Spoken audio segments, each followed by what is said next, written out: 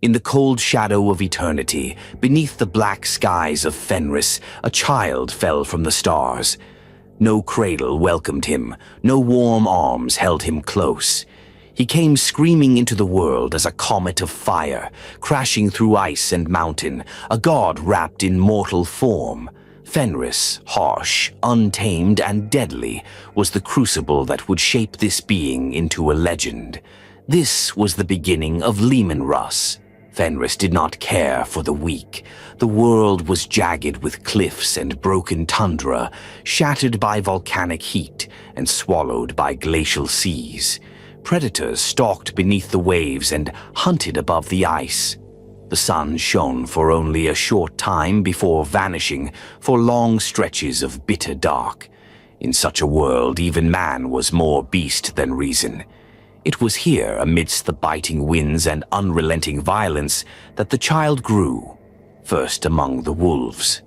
The sagas of the Vulca Fenrica say the child was found by a pack of night-black Fenrisian wolves, led by the matriarch, Mother Jarnahyrd. This she-beast, fierce and cunning, did not devour the golden-haired infant. She nuzzled him close, raised him alongside her own litter, and taught him to hunt. He ran with fangs before he could speak in words. In those early days, he was neither man nor god. He was kin to the wolves. As the seasons turned and the moonlight bled across the snows, the child, named by no tongue then, grew strong. He matched the wolves in cunning, outpaced them in speed, and outmatched them in ferocity. When enemies threatened the pack, he killed. When hunger gnawed at their bellies, he hunted. None who saw him would mistake him for ordinary. He towered over the beasts that had raised him. His eyes gleamed like ice over steel, and his howl could shake the trees. But no wolf can escape the path of man forever. One fateful winter, the child crossed paths with the warriors of the tribe of Russ. Theirs was a holdfast deep in the ice-choked mountains of Asaheim. These men, hardened killers and fierce raiders, were no strangers to battle. Yet they found themselves hunted, harried, and slain in the dark woods by something swifter, stronger, smarter. A legend grew of the wolf child of the mountains. Many called him a demon. Others whispered he was a god. It was King Thengir of the Russ tribe who finally dared to confront the creature. Trapped in a ring of flame, the wolf child faced Thengir not as a cornered animal, but as an equal. They fought, not with blades, but with eyes and silence. Something passed between them. In that moment, the wolf child left behind his pack. He walked upright into the holdfast of man. He was given the name Leman of the Russ. And though the man was wild, fierce, and untamed, the tribe embraced him. His strength outmatched any warrior, his instincts sharper than any huntsman, and his presence inspired awe. He learned speech, customs, and the rights of the tribes. And more than that, he remembered. Where other Primarchs were veiled in the fog of forgotten infancy, Russ retained echoes of stars and war, of a life before Fenris. These fragments clung to him like frost to steel, whispering of destiny. Under Russ's guidance, the tribe of Russ grew in power. He fought not for land, but for honor. He waged war not for conquest, but to unite. The warring holds of Asaheim, broken by generations of bloodshed, began to bend the knee to the golden-haired warlord. Russ crushed tyrants and slew beasts, broke warlords and ended blood feuds. His rise was meteoric. Some hailed him as the Wolf King. Others feared him as the god of death. Yet for all his might, Russ was no mere tyrant. He judged with fairness, rewarded valor, and protected the weak. Fenris, for the first time in memory, began to know peace, at least as much peace as that savage world could bear. And then from the sky came the storm.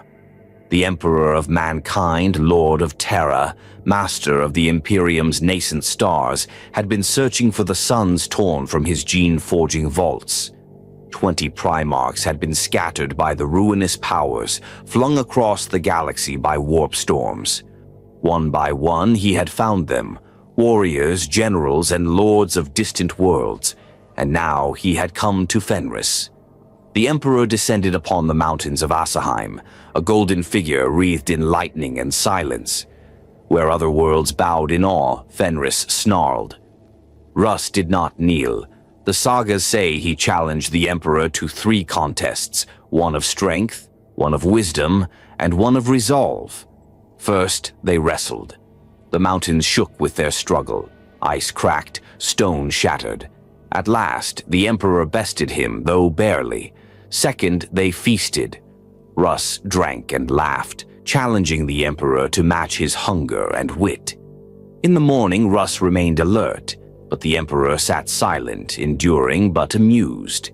Finally, Russ challenged the Emperor to outlast him in loyalty by striking him. The Emperor, calm and still, accepted the blow. Russ raised his blade but did not strike. He fell to one knee, understanding at last who stood before him. The Emperor did not demand fealty. He offered it, a place in a greater war among brothers scattered like stars. Russ would be the 6th son found, and the 6th Legion, long without a true master, would be his to command. And so Leman Russ left Fenris, though the world would never truly leave him. He boarded the Emperor's flagship with warriors of the Russ tribe beside him, now chosen to be remade as Astartes. His wolves became warriors, his holdfast became a legion, and he became the Wolf King, Primarch of the Space Wolves, Lord of the Rout, the Emperor's executioner. The stars awaited him, but Fenris would forever sing his name. They say that when the Emperor departed Fenris with his golden-haired son beside him, the stars above Asaheim gleamed brighter than they had in 10,000 years. The wolves howled that night, a dirge and a salute, as Leman Russ turned from the ice and fire of his world to embrace the burden of destiny. Yet loyalty demanded more than blood or strength. It required obedience, discipline, and purpose, and the path to mastering a legion was paved with trials greater than any he had faced on Fenris. The 6th Legion, forged in the gene labs of Luna and baptized in the blood of compliance wars, had long been feared by the other legions. Known in those days as the 6th, they were viewed by many as a blunt instrument, feral, bloody-handed, and dangerously independent. Without their gene sire, they had drifted like a pack without an alpha, their ferocity unmatched but directionless. Russ's arrival changed everything. On the void docks of the Vengeful Heart, above the feudal world of Indrasul, the Primarch met his sons for the first time. They had gathered in serried ranks, helmed and silent, each warrior a product of war and genetic precision. Yet something primal stirred in them as he approached. No words were spoken, no orders given. Russ stepped from the shuttle with the air of a warlord, and they knew him. He walked their line, gaze sweeping over helms and armor, like a huntsman surveying his hounds. Then he gave a single guttural bark, a sound not of language but of dominance. The Legion, as one, knelt. No decree was required. Their father had returned. But Russ was not content with ceremony. He demanded trials, not only of his sons but of himself. He had ruled Fenris by deed, not by title, and he intended to earn the command of the 6th Legion in the same way. The Emperor, ever a master of subtlety and vision, had prepared for this. 3 trials were set before the Wolf King, challenges that would temper his instincts and burn away the last remnants of tribal ferocity. Each trial would test a part of him, his judgment, his capacity to command, and his ability to uphold the Imperium's ideals even when they clashed with his own. The first was the trial of command. Russ was placed in charge of a compliance action against the human fortress world of Dirax's Reach. Its ruling caste had refused Imperial unity, claiming ancient treaties with the Mechanicum exempted them from the Emperor's will. They had orbital defenses, millions of well-equipped troops, and fortresses designed by lost Age of Strife engineers. Where others might have laid siege or bombarded from orbit, Russ demanded to see the world with his own eyes. Disguised as a wandering outlander noble, he infiltrated the surface, traveling through frozen cities and smog-choked megaspires. For 3 weeks he moved among the people, studying their culture, their fears, and the iron grip of their masters. When he returned, he issued his orders. Rather than target the planetary leadership or wage open war, Russ struck at the control systems for the world's artificial seasons. A sequence of surgical raids carried out by Legion assault claws and supported by precise Mechanicum code strikes plunged the planet into a state of endless winter. Crops withered, trade routes froze, and the civilian population turned on their masters. Dyrach's reach fell in less than a month, not by annihilation but by calculated pressure and social collapse. The Emperor watched silently as Russ strode through the frozen halls of the ruling caste's last bastion, his sons behind him like shadows of death. There were no speeches. The compliance was absolute. The second trial was the trial of kin. The Emperor summoned Russ to a grand gathering of the legions on Terra, a conclave of Primarchs, generals, and Imperial scholars. Here he would be tested not with blade or stratagem, but with diplomacy and doctrine. Among the assembled were Robut Guilliman of the 13th, Rogel Dorn of the 7th, and the Dor Mortarion of the 14th. Each had a vision of what the Imperium should be. Each saw Russ as a wild card. Guilliman viewed him with a mixture of curiosity and wariness, speaking in measured tones of administration, law, and unity through order. Mortarion, cold and disdainful, barely concealed his contempt, accusing Russ of being a savage dressed in gold. But Dorn, stern, noble, unflinching, saw in him the hammer the Imperium would need.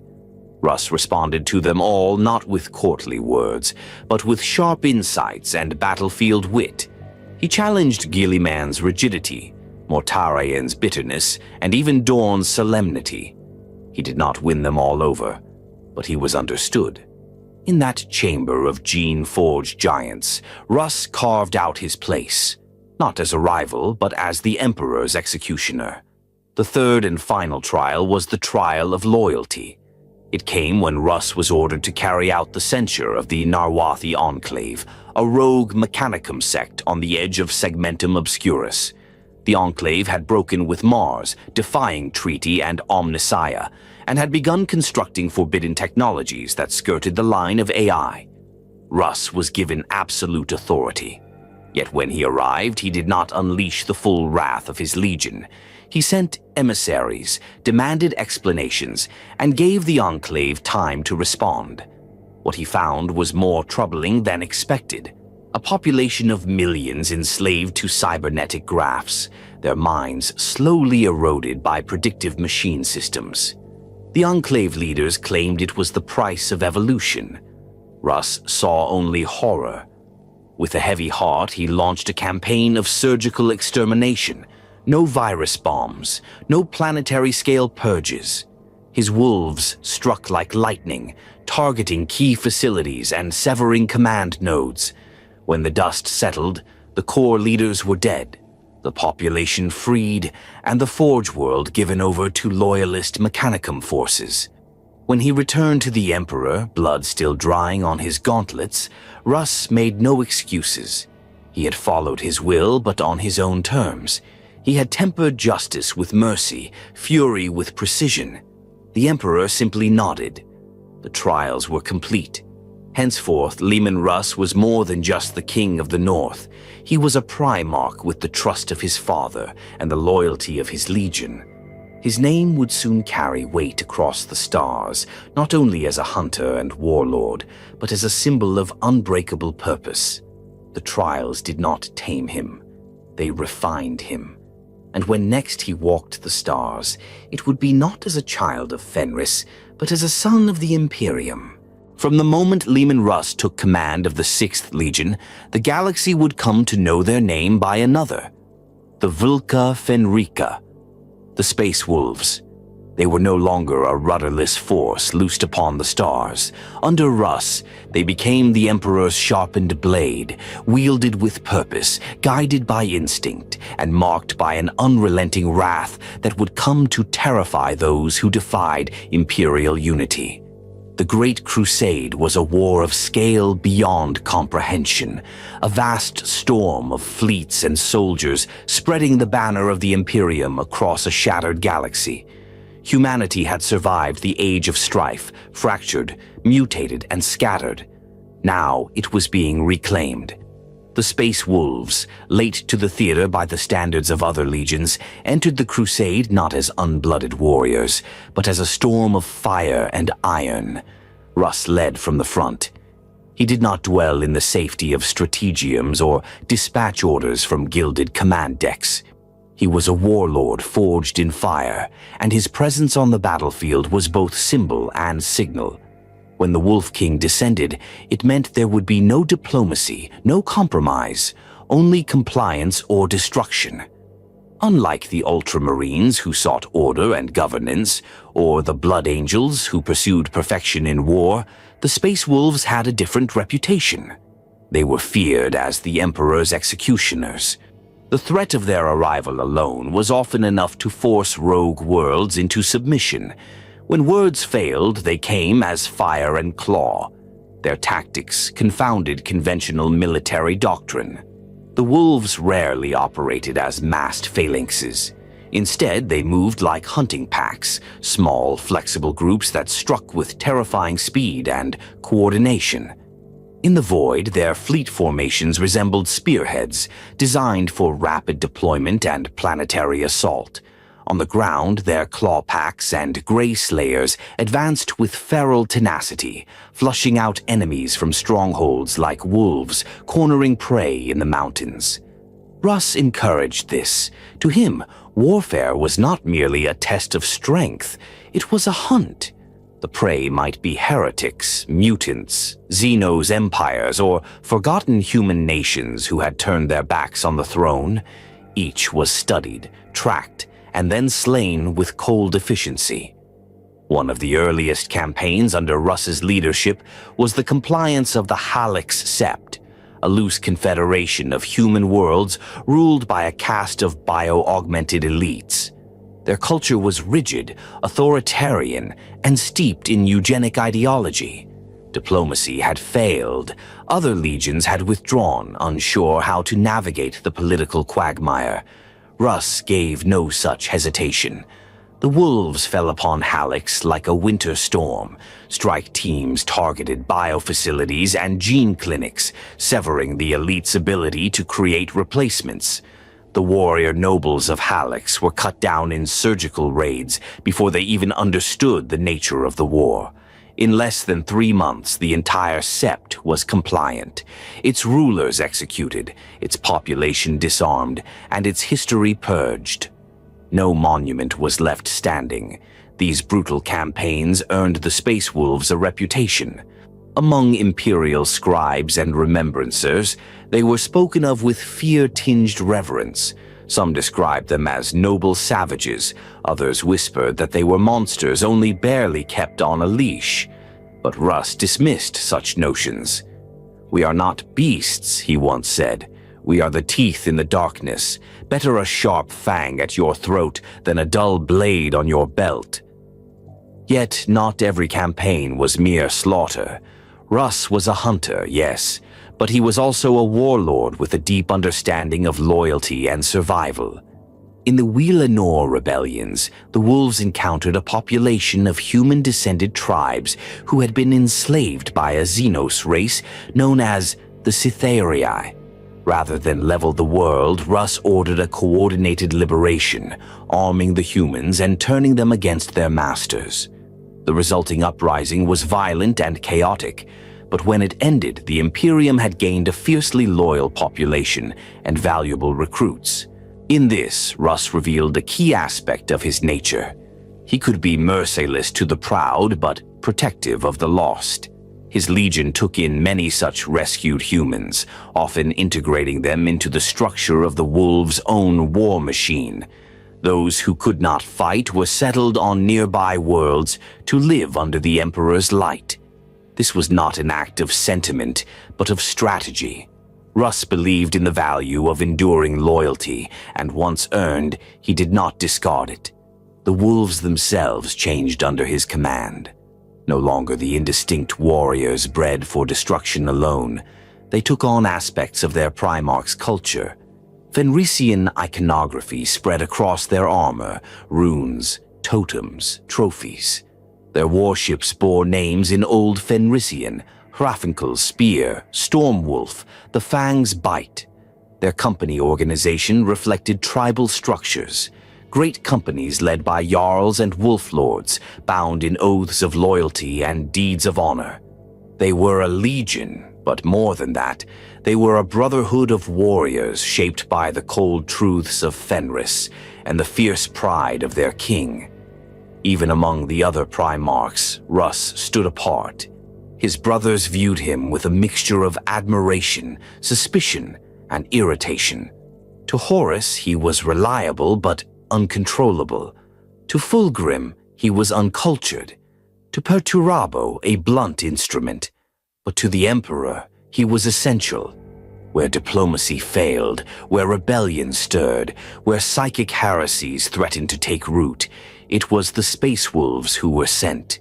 They were the Imperium's final answer, the unspoken threat that stood behind every Imperial envoy. Compliance through peace was preferable. Compliance through fear was acceptable. Compliance through annihilation was inevitable. Russ did not shy from this role. He embraced it. "Let them call me the Emperor's Hound," he once told a Terran general, "so long as they remember the sound of my growl." But Russ was not merely a tool. He watched the galaxy change around him. He saw brother turn against brother in matters of ideology and arrogance. He noted the growing schisms between the more mystical legions and those rooted in pragmatism. And though he rarely spoke of it, he harbored doubts. Doubts about the course of the crusade, about the silence of the Emperor, and about what lay waiting in the darkness between stars. Yet he voiced none of these concerns. He was a son of the Emperor, and sons did not question their father in the midst of battle. So he pressed onward, leading the Vulca Fenrica from war zone to war zone, compliance to compliance, each new world a scar carved into the annals of the Imperium. In time, they would be remembered for many things: the raising of Prospero, the pursuit of the traitor legions, the howls echoing through the corridors of fate. But in the Great Crusade, they were first known by their fury.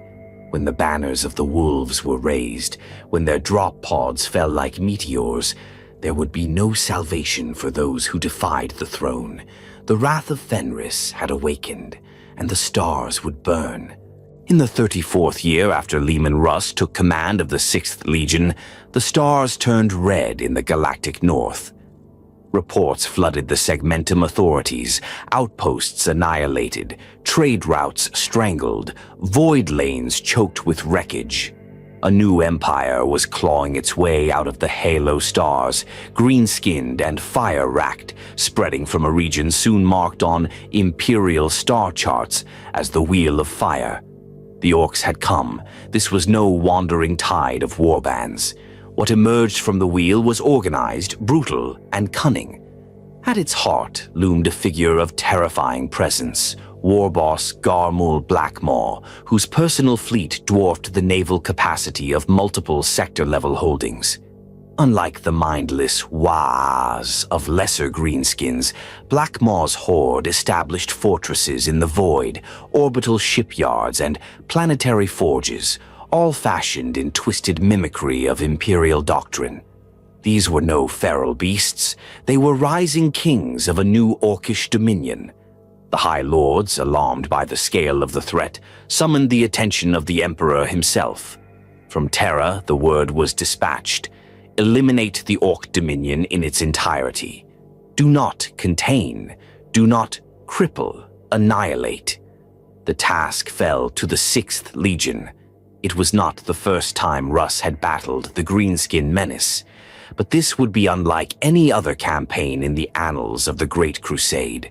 The Orcs were entrenched across dozens of systems, with fleets that challenged the might of segmentum battle groups. The war would not be swift, nor clean.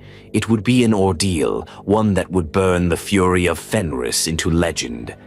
The wolves struck first at Braxathel, a Starforge world repurposed by the Orcs into a vast dry dock complex. Where once Mechanicum servitors had tended reactors, now hulking mechs clanked through hallways of molten iron. Russ ordered a full assault.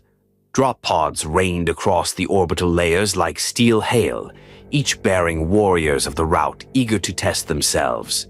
It was here the famed Red Maw Company earned their saga, sealing off void corridors, slaughtering through 12 decks of Gretchen and Knobs, and finally collapsing the forge core in a chain reaction that cracked the station open to the void.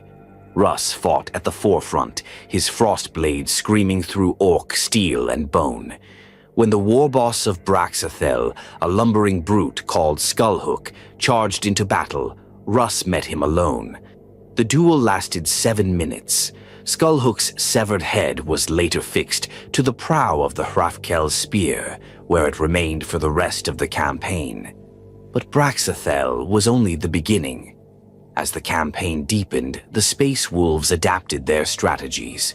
Russ quickly realized that the Orcs were growing stronger with each defeat. Every lost world seemed to galvanize the others. Black Maw was clever, too clever. He understood that the wolves were not merely a legion, but a symbol. He wanted to break them, to show the galaxy that even the Emperor's executioners could be hunted. Russ responded with fury. He divided the Legion into great companies, each given autonomy to hunt across separate battlefronts. This decentralized approach mirrored the hunting packs of Fenris and allowed the 6th Legion to hit targets across dozens of systems simultaneously. No longer confined to a single front, the route became a storm of isolated claws, tearing apart the Orc Empire from within. One such campaign was waged on the ice world of Durnhold Omega, where the wolves uncovered an Orc attempt to reverse engineer an ancient warp drive core. The Black Shield pack, led by Jarl Hrothmir Icefang, launched a daring raid during a blizzard that lasted 8 days and nights. In close-quarter tunnels of glacial rock, the Space Wolves slaughtered thousands. When the last mech was silenced, the wolves detonated the Orcs' reactor chamber. Ice and fire consumed the mountain. No survivors, no traces. Elsewhere, in the asteroid belt of Helghan's Reach, Wolf Lord Scarval the Voidborn led a brutal boarding war against Orc kill ships. Over months, the wolves turned the belt into a graveyard of wreckage. With each ship destroyed, they planted signal relays broadcasting a single Fenrisian rune across Orc frequencies, a mark meaning, "We are coming." Yet the war took its toll. The Orcs fought with madness and fury, but also with endurance. Many packs were lost. Entire companies disappeared into void storms and were never heard from again. It was during the siege of Gaskul's Gate, a fortress moon wrapped in plasma barriers and scrap towers, that the 6th Legion suffered its heaviest single loss. The Stormbringer Company, led by the legendary Harek One-Eye, fought through 6 weeks of tunnel warfare before being overwhelmed by counterattacks. Harek's final transmission, sent in Old Fenrisian, ended with the words, "Tell Russ we broke their god machine." And they had. The wolves, though annihilated to the last, destroyed the Orcs' central power generator. The fortress moon fell within hours. The climax came at Black Maw's Bastion, a fortress asteroid that served as the war boss's personal throne and command nexus. Encased in thousands of kilometers of alloy plating and shielded by a void fortress ring, it was a monstrosity in orbit around a dying red star. Russ himself led the assault. He called upon every surviving great company, every remaining gunship, every dreadnought who still drew breath. From the bridge of the Fang of Asaheim, he issued a single order. No one returns until the maw is silenced. The wolves descended upon the bastion like falling stars. Boarding actions raged through corridors soaked in blood and smoke. Dreadnoughts dueled orc mega-dread constructs in chambers of flame. Rune priests unleashed psychic gales to counter the enemy's stolen warp tech. In the heart of the bastion, Russ confronted Garmul Blackmaw, who had fashioned for himself a crude throne atop the bones of Imperial prisoners. The duel was apocalyptic. Blackmaw wielded a chain claw the size of a rhino and moved with speed unnatural for his bulk. But Russ was faster, sharper, focused. He fought with the precision of a god-made flesh, and with the fury of a world that had never known peace. When the final blow fell, Frostblade cleaving through the warboss's crown and skull, every orc within 100 kilometers felt the psychic rupture. The bastion fell within hours. Without Blackmaw's guidance, the Orc Empire began to fragment. What had once been a coordinated dominion broke into warring tribes. The wolves hunted the stragglers, cleansing worlds and moons until no trace of the Empire remained. The campaign had lasted nearly 5 years. Over a third of the 6th Legion had perished. Entire fleets had been lost. But the Orc Dominion in the Wheel of Fire was gone, erased by the wrath of Fenris. When Russ returned to the Imperial High Command, he was offered accolades, medals, and accolades. He refused them all. He stood before the Imperial Court and spoke only one sentence. "The maw is broken. Let none rise to fill it."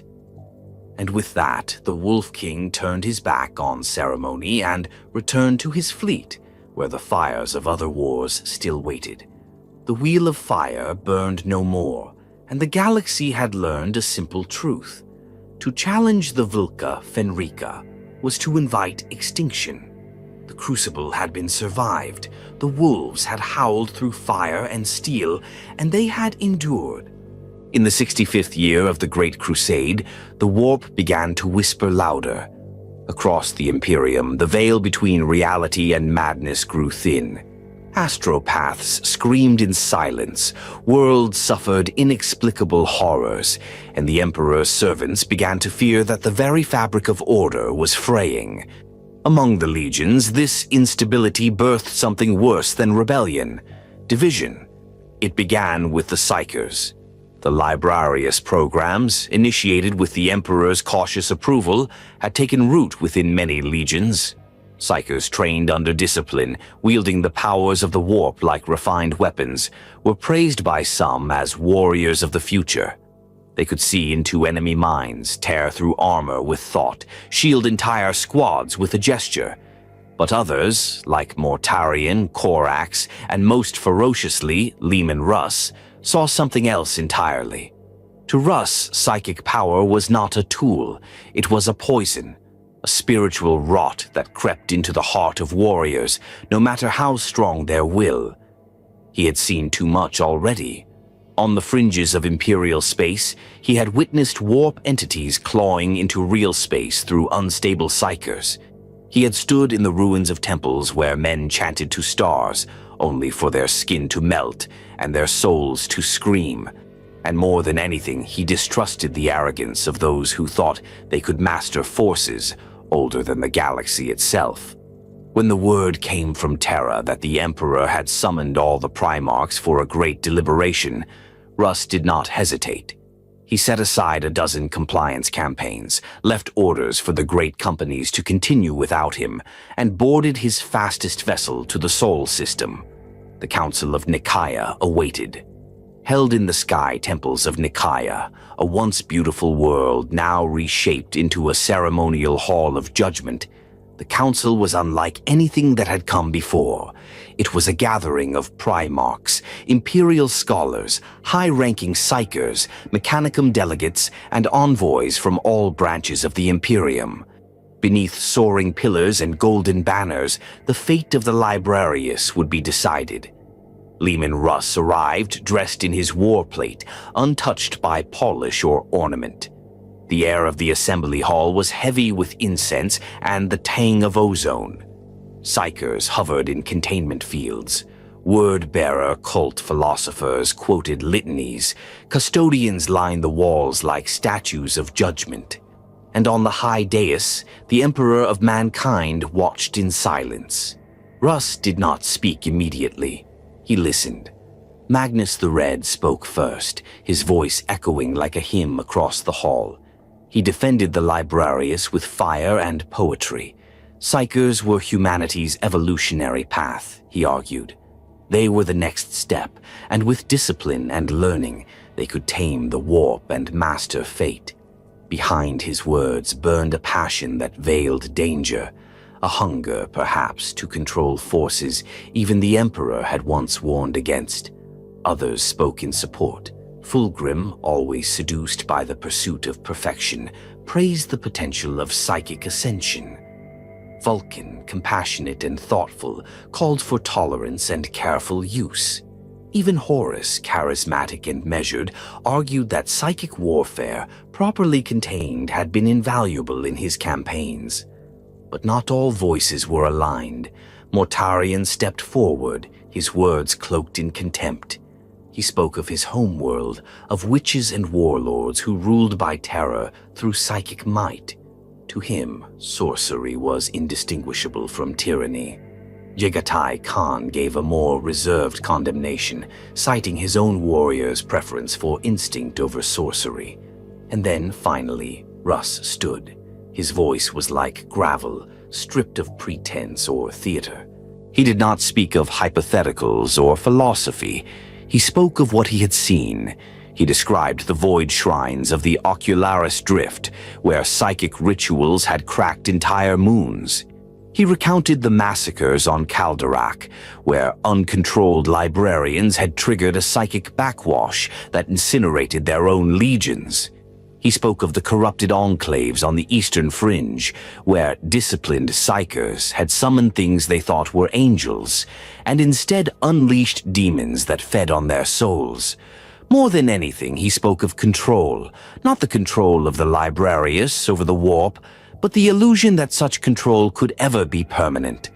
The warp, he said, was not a force like fire or steel. It had a will.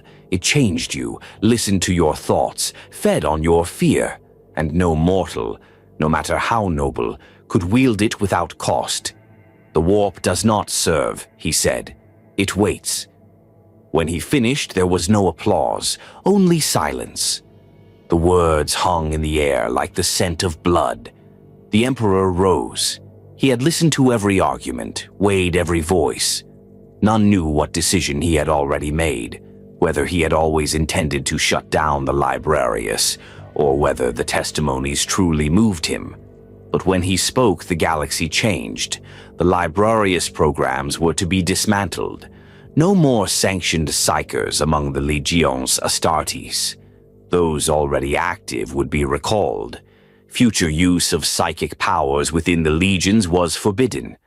The warp was to be feared and shielded, not manipulated. Russ did not gloat. He did not sneer at Magnus or Fulgrim or any of the others who had opposed him. He simply nodded and stepped back. His victory was not political, it was survival. He believed that what had been done was necessary to prevent a slow death of the Imperium from within. But Magnus did not accept it. In the days following the council, whispers spread of fury and resentment. The Crimson King returned to Prospero in bitter silence. The rift between him and Russ, once only philosophical, began to darken, and Russ, for all his certainty, felt a storm beginning to gather behind his brother's eyes. Later, when the heresy erupted, many would look back on Nicaea and see it as the true start of the Civil War. Not in guns or betrayals, but in ideology, in the death of trust between brothers. And in that regard, Nicaea had no victor. What Russ did not know, what none of them could have known, was that the Emperor's decision had been a partial one. While the Librarius was shut down among the Astartes, the Emperor continued his work on the Webway project beneath the Imperial Palace, a psychic endeavor greater than anything the Council had imagined. Even as he outlawed the use of psychic warfare, he prepared to use psychers on a scale that dwarfed them all.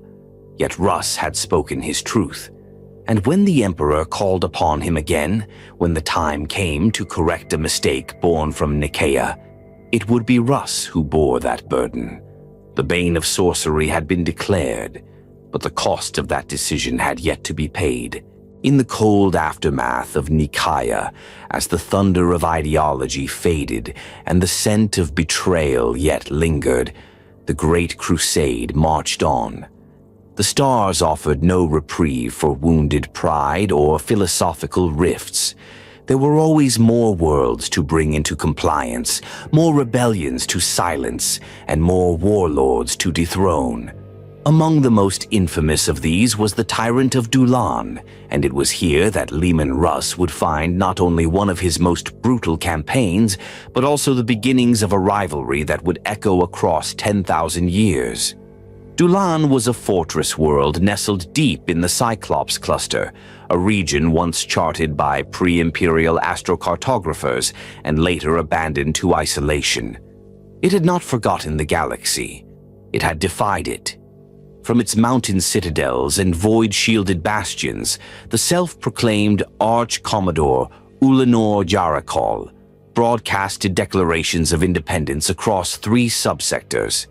He claimed ancient sovereign rights, declared the Emperor a usurper, and dared the Imperium to prove its dominion. The Emperor answered with steel.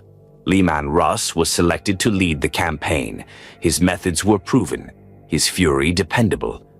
The wolves were eager, and their packs hungered for battle after months of politicking and caution. But this time, Russ would not fight alone. To ensure a swift victory, the Emperor dispatched another legion to assist, the Dark Angels, led by Lion L. Johnson, the enigmatic and famously secretive 1st Legion Primarch. Their arrival was not unexpected, but it was unwelcome. Russ had no fondness for the Lion. It wasn't that he distrusted him, not exactly. Rather, he did not understand him.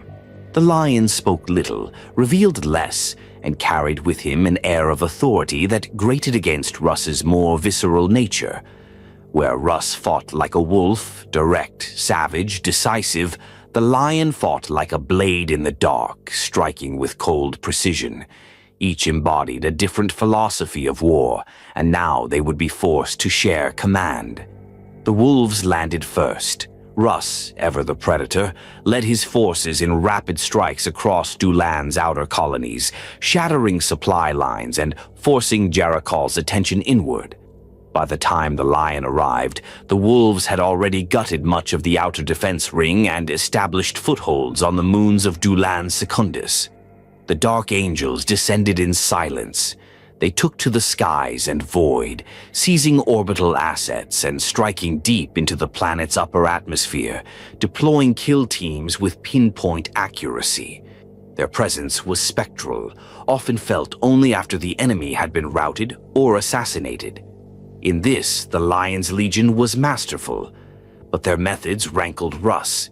He had expected collaboration. Instead, he found a competing strategy. The turning point came during the planned assault on Dulan's capital fortress, a void-shielded bastion embedded into the mountains of Caraval Ridge, protected by miles of trenchworks and energy barriers. Russ had scouted the location personally, leading reconnaissance parties through the ash-choked tundras, watching from distant peaks as the enemy marshaled its final defenses. He had planned a multi-pronged ground assault, using Fenrisian drop assault claws and artillery barrages to collapse the outer defenses. But the Lion acted first. Without informing Russ or coordinating the assault, the Lion led a Dark Angel strike force through the fortress's poorly guarded undercity, bypassing the main defenses entirely.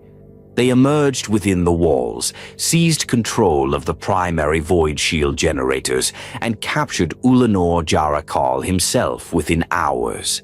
The wolves arrived only to find the battle already over. To the lion, it was efficiency.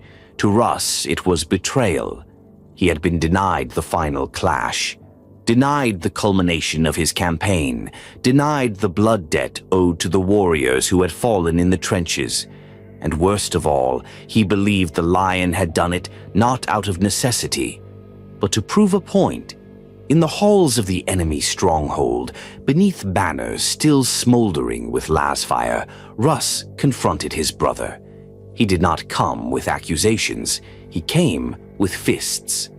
The saga of what followed is told differently in every tongue, though all agree on one thing: no blades were drawn. The wolf and the lion fought bare-handed, like beasts in a cage. It was no formal duel, no ritualized display of martial pride. It was savage, brutal, and fueled by wounded pride.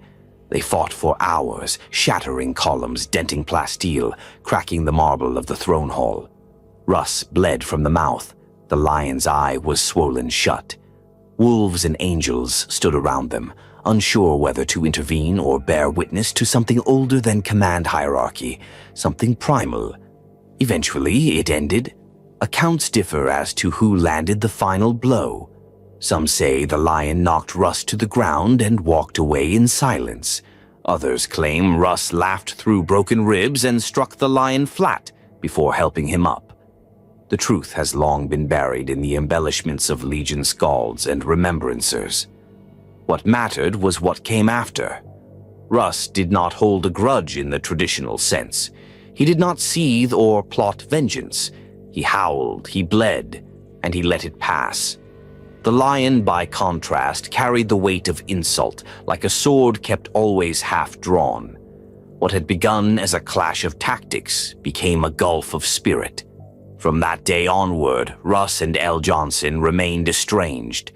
Never again would they fight side by side. Never again would their legions share a theater of war. Yet despite their animosity, there was mutual respect, of a kind that only warriors who have tested each other to the edge can possess. In time, their duel would become legend, retold in sagas and archived in the halls of the Fang. For the wolves, it became a tale of passion and principle. For the Dark Angels, it was a lesson in the cost of unchecked emotion, and for the Imperium, it was a reminder that even gods bled, and brothers could clash while still serving the same cause. Dulan was pacified. Ulanor Jarakal was taken to Terra in chains. The fortress cities were dismantled, their people brought into compliance. Another campaign concluded, another world brought to heel. But in the quiet that followed, the fracture between Russ and Eljonsen widened, unseen by most, but known to those who watched closely. What began as a disagreement over warcraft had become something more, a shadow that would one day grow long enough to obscure the oaths they once swore. Russ returned to his fleet silent, not in shame nor defeat, but in contemplation. The galaxy was changing. The bonds between brothers were fraying, and if even the wolf and the lion could come to blows over honor and command, what hope was there for the unity of 20?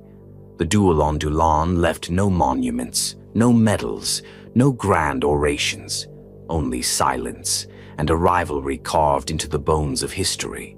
There are some worlds whose names are etched into history through the blood that was spilled upon them.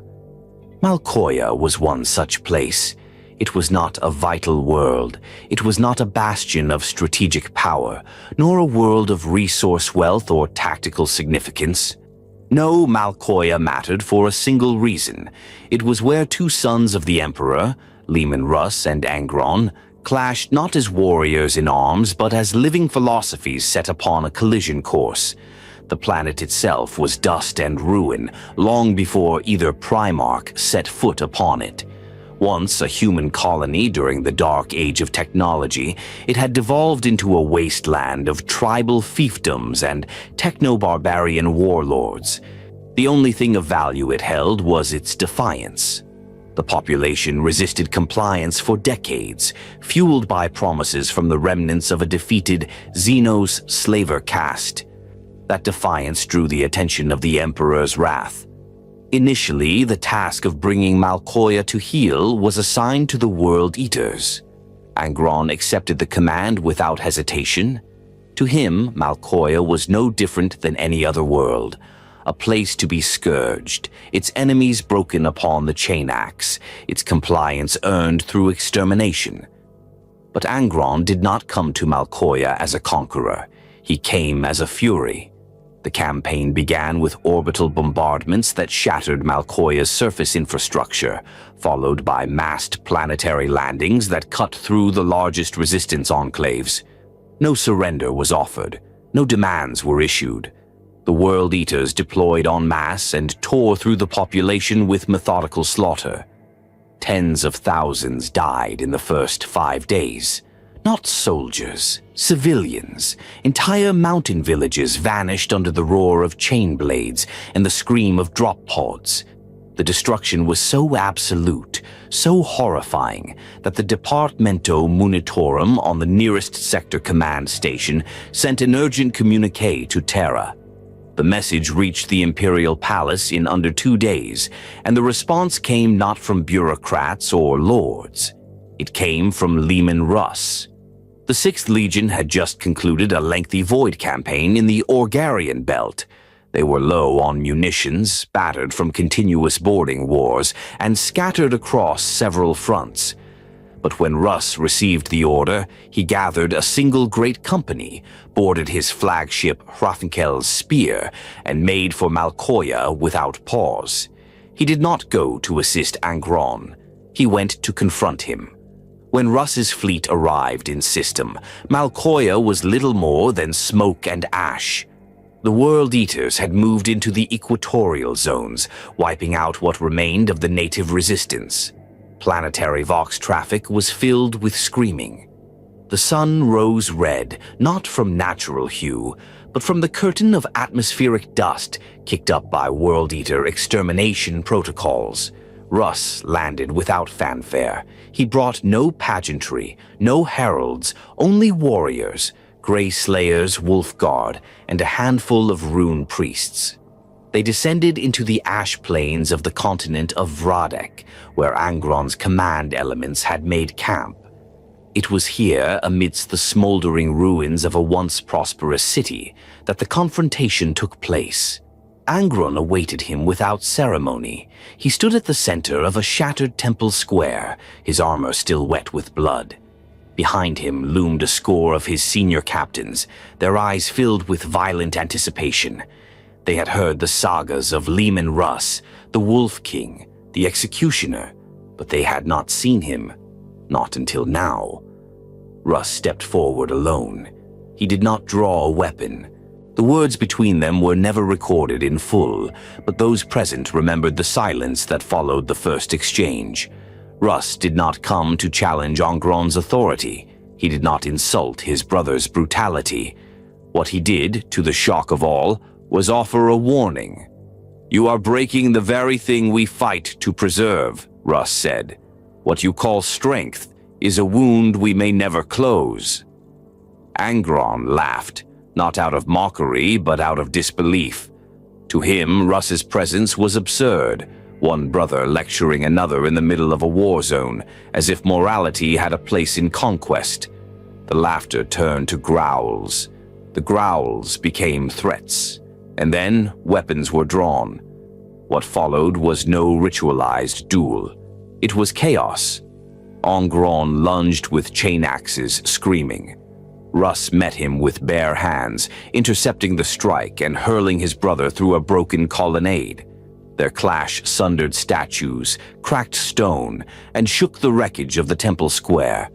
They fought like ancient gods, one a storm of primal rage, the other a beast of calculated ferocity. Angron bled freely but cared not. The butcher's nails sang in his skull, urging him to kill, to silence the voice of reason that Russ represented. But the Wolf King refused to submit.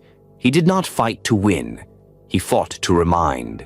He reminded Angron that they were not monsters, that their father had forged them for unity, not carnage, that every civilian butchered was a future soldier lost, that war, no matter how glorious, meant nothing if it fed only death. They fought for nearly an hour. In the end, Russ managed to bring Angron to a halt, not with brute force, but with a roar of command that echoed through the ruins like thunder. Not a threat, not a plea, a command, not from a rival, but from a brother who remembered who they were. Angron staggered back. Whether from exhaustion, pain, or shame, no one could say. But he did not strike again. Russ turned his back and walked away. He did not seek approval. He did not ask forgiveness. He issued a single order to his own warriors: aid the survivors, secure the remaining regions, and document every atrocity. Then he left, returning to orbit in silence. In the aftermath, the official records of Malkoia were redacted. The Imperium marked it as compliant. The atrocities were buried beneath layers of bureaucratic silence. Angron filed no protest. The World Eaters left the system days later, their commander saying nothing to his brother again. But within the Space Wolves, the tale was preserved. They remembered Malkoia not as a victory, but as a warning of what they might become if they lost themselves in blood. A lesson written in ash and flame, taught by the Wolf King in the face of the Red Angel. It would not be the last time Russ stood against his kin, but it was the first time he realized that the real war had already begun, not for territory or compliance, but for the very soul of the legions. The stars over Arc Reach fell like tears of fire. Once a proud cluster of human-settled systems in the eastern fringe, the Arc Reach cluster had been brought into compliance decades earlier during the outward sweep of the Great Crusade. Its worlds were stable, its people productive, and its tithes steady. But that peace was an illusion, one shattered when psychic storms erupted across its void lanes, and mutation spread through its noble bloodlines like a plague. Reports filtered back to Terra, warp-worshipping cults rising in secret, monuments carved with heretical script, and at the center of it all, strange, luminous figures appearing in the skies above Arc Reach Prime, whispering of ascension and forbidden truths. The Inquisition did not yet exist. The Sigillites' shadow organizations worked in silence, and so the burden of action fell to a hand the Emperor trusted completely, the hand that punished with finality, the hand of Leman Russ. The 6th Legion arrived at the edge of the Arc Reach cluster in full strength. 20 great companies, more than 100 capital ships. Rune priests walked the decks in silence, their dreams filled with dark echoes of something vast and waiting. A great hunt was coming. But this time it was not only the enemy who would be hunted. This time a brother stood in the path. The Thousand Sons had already been dispatched to Arc Reach. Magnus the Red had answered the initial call for aid, deploying elements of his legion across the core worlds. His purpose was containment, investigation, and, where necessary, eradication. But the wolves who followed Russ did not believe in subtlety when corruption had taken root. To them, Arc Reach had already fallen. When Russ's fleet emerged from the void, he found the banners of Magnus flying from the bastions of Arc Reach Prime. The Crimson King had claimed jurisdiction, and worse, reports from the front lines spoke of his legion's librarians openly using sorcery to suppress the warp-touched outbreaks. What Magnus called precision, Russ called heresy. The confrontation did not come immediately. Russ sent envoys. Magnus returned them with words of peace and offers of cooperation. But beneath the civility lay something deeper, a rift that had begun at Nicaea and now opened like a wound across the stars. Magnus believed he could fix Arc Reach, that his knowledge of the warp, his mastery of the imperium, was enough to undo what had been done. He believed, perhaps even then, that he was saving lives. Russ saw something else. He saw arrogance. He saw a brother who refused to listen to the Emperor's decree, who, despite the ruling at Nicaea, continued to wield the powers they had all been warned against. And worse still, Russ saw the rot spreading unchecked, while Magnus dithered with containment spells and sealed vaults. The Wolf King's decision came in the silent hours between battles, standing beneath the cold stars of Arc Reach Sigma. Alone in his strategium, he gazed upon the runes etched into the star map, watching the pattern of decay spread through the cluster. He spoke no words, made no oaths aloud, but something hardened in him. When dawn came, he summoned his wolf lords. They gathered in the iron-ringed chamber of the flagship Fang of Asaheim, surrounding the central war table.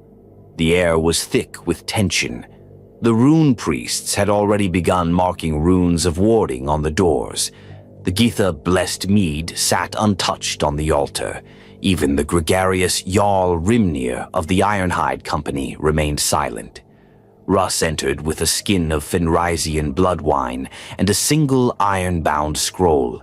He looked into the eyes of each of his sons and said, "Today we stop being hunters. Today we become executioners." He unrolled the scroll. It was the Emperor's edict from Nicaea. His hand traced the sigil at the base, the seal of Terra unbroken. "Magnus has chosen to ignore this," he continued. "He believes his will stands higher than the All-Father's. He believes knowledge can cage the storm." He tore the scroll in half and cast the pieces into the ceremonial brazier. "But we are the storm." And then he spoke the oath. He declared that Arc Reach would not fall to corruption, that sorcery, whether draped in gold or dressed in fire, would find no safe harbor. He named Magnus, not as an enemy, not yet, but as a brother led astray. And if he would not withdraw, if he would not cease his forbidden acts, then he would be removed. By force. It was not yet war, but it was the first howl before the hunt. The 6th Legion descended upon Arc Reach Prime in full strength. The Space Wolves landed not as allies, but as enforcers. They demanded Magnus withdraw. They demanded the 1,000 Sons relinquish control of the system and return to Prospero. What had begun as a shared campaign had become an ultimatum. Magnus, furious, refused, and so, before the full horror of Prospero, before the sanctioned burning of a brother's world, there was Arc Reach, a crucible where the choices were first made. The 1,000 Sons did not fight. They withdrew in fury and silence, their crimson ships vanishing into the void without a single shot fired. But the look Magnus gave his brother in that final moment, transmitted from the bridge of his flagship to the Wolf King's command deck, carried no words, only fury and betrayal. In the aftermath, the Wolves completed the compliance alone. It was a brutal, unrelenting campaign. Warp cults had infested the undercities and hidden vaults. Demonic incursions surged across moon bases and relay outposts. In some places, entire populations had become vessels for entities that did not speak in mortal tongues. The Space Wolves burned it all. They razed the infested cathedrals, destroyed the warp-sealed laboratories, and slew the corrupted nobles in their void-tempered bunkers. The rune priests sang battle chants that had not been heard since the earliest days of Fenris. In the final battle on Arc Reach Prime, Russ led a spearhead through a 3-kilometer-long sanctum lined with the corpses of psychers kept alive through ritual pain. At the center, they found the origin, a warp rift opened through sacrificial rites once intended to prolong life. The wolves sealed it with blades and flame. No librarians, no sorcery, only the old way, blood, steel, and will. When it was over, the Arc-Reach cluster was silent. Its worlds were pacified, its secrets destroyed, its heresy extinguished. But something else had been lost. Trust. Magnus would never forget Russ's actions. The wound inflicted at Arc-Reach was not one of flesh, but of spirit. It would fester, growing deeper with each passing year, until the flames of Prospero would render judgment once and for all. For now, the galaxy turned, indifferent to the feud of gods. But in the sagas of the rout, Arc-Reach was remembered not as a campaign of conquest, but as a promise, the wolf's blood vow, that no matter how noble, no matter how learned, any brother who strayed from the path of duty would face judgment, not from the stars, but from the executioner. It began with silence. Not the kind that brings peace, but the kind that comes before a storm, pregnant with consequence, charged with inevitability. The silence of a father betrayed. The silence between brothers when one draws a blade and the other has not yet raised his shield. And then the order came, the Edict of Obliteration. When the Emperor learned of Magnus's transgression, his breach of the webway, his psychic message sent in desperation, and the catastrophic rupture it caused within the Master's most secret work, the fate of Prospero was sealed. But it was not to be annihilated by orbital fire, nor condemned through the slow strangling of siege. No, it was to be punished by a hand he trusted to deliver judgment with purpose and with finality. The Emperor summoned the executioner. Russ did not hesitate. He had been waiting for clarity, for command, for the moment when what he had long sensed would be confirmed. Now it had come. The Crimson King had not merely defied the ruling of Nicaea, he had fractured the Emperor's great endeavor. And though he had done so with warning, with intent to protect, the results were catastrophic. The wolves were unleashed. Leman Russ did not rally his entire legion. He did not need to. This was not conquest. It was censure, retribution. He gathered his most seasoned great companies, warriors who had stood with him through the madness of the Wheel of Fire and the brutal Void War of Alaxis. With them came the Sisters of Silence, their blank-eyed warriors and null aura, a death sentence to any psyker within range. And last, silent and unblinking, came the custodians of the Emperor himself. This was no longer a war between legions. It was a surgical execution of the Emperor's will. They emerged from the void over Prospero in silence. The planet gleamed like a jewel below, its towers of white marble rising above oceans of sapphire, its spires humming with psychic potential. Tisca, the jewel city of the Thousand Suns, stood untouched by time or war. It was a place of learning, of art, of hope. But for all its beauty, Russ saw a lie. He issued no demand for surrender, no ultimatums. The wolves descended. Drop pods screamed through the atmosphere like fangs from the heavens. They struck the surface in coordinated waves, bursting open to disgorge warriors armed not for conquest, but for annihilation. The 6th Legion made planetfall in the sands outside Tisca, advancing in disciplined formation, bolters roaring, blades unsheathed. Magnus did not stop them. Not at first. From his throne atop the pyramid of Photep, he watched the fires grow, watched his brother's legion fall upon his sons. At first he could not believe it. He had expected punishment, anger, certainly. But this, a full-scale invasion of his world, an Imperial war host at his gates. Even as the wolves tore through the outer districts, Magnus refused to believe Russ would carry the order through to its end. Surely he would pause. Surely he would listen. He underestimated the executioner. Tisca burned. The Thousand Suns, taken by surprise, fell back into their central spires. The psychic shockwaves radiating from their defense crackled across the planet, warping the atmosphere. The wolves met them in force, bolters and plasma fire chewing through marble and flesh alike. Sorcery clashed against steel, minds shattered beneath the anti-psychic aura of the Sisters of Silence. In one moment, a squad of Grey Slayers would charge a plaza held by the Scarab occult. In the next, they would be engulfed by a firestorm of impossible geometry. But the wolves pressed forward. They did not come as invaders, they came as hunters. They advanced street by street, smashing through the barricades of knowledge and power the Thousand Sons had spent lifetimes crafting. Rune priests locked wills with battle psychers, their chants woven from Fenrisian myth and guided by sheer spiritual force. The air boiled with warp energy. The marble cracked beneath armored feet. Every corridor became a battlefield, every chamber a grave. And through it all, Leman Russ hunted his brother. He led from the front, not with pomp, but with wrath.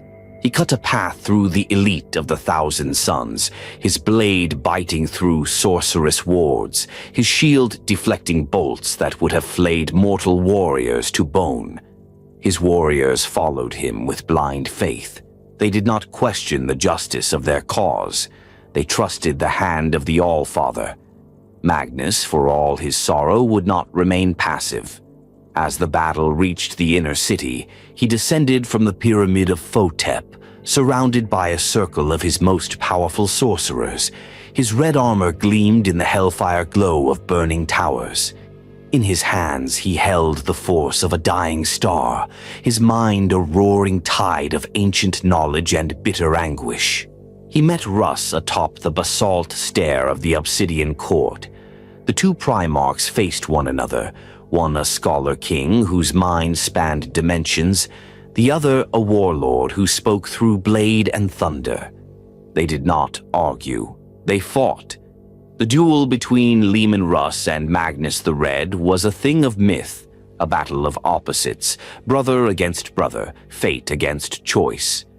Magnus wielded the warp with precision, tearing apart reality around them with gestures and words older than speech. Russ, for his part, moved like a beast unchained, his blows driven by relentless momentum, his eyes fixed only on ending the madness before him. It was not a clean duel.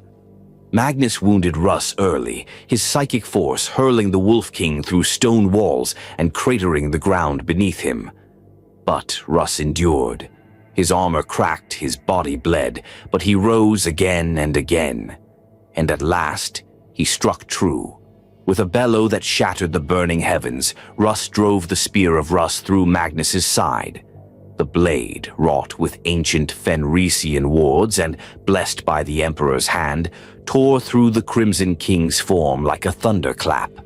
Magnus screamed, not in pain, but in heartbreak. His legion faltered. The psychic backlash from their Primarch's fall ruptured the weave of their defenses. Reality around Tisca collapsed. Warp energy bled through the cracks. Demons stirred in the corners of vision. The Emperor's custodians signaled the end. Prospero was to be scoured. And then, the impossible occurred. In the final moments, Magnus, broken and bleeding, whispered a last incantation. It was not a spell of vengeance, but of escape.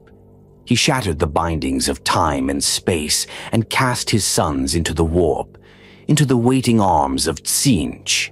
The Thousand Sons vanished in a scream of light. Only ash remained. The wolves scoured what was left of Prospero. Temples were pulled down. Vaults sealed with sorcery were shattered and purged. The streets of Tisca, once paved with gold and lined with crystalline towers, became rivers of smoke and shattered glass. Russ stood at the edge of the pyramid and looked over the grave he had dug for his brother's dream. He did not speak. He had done his duty. The Emperor's fury had been delivered.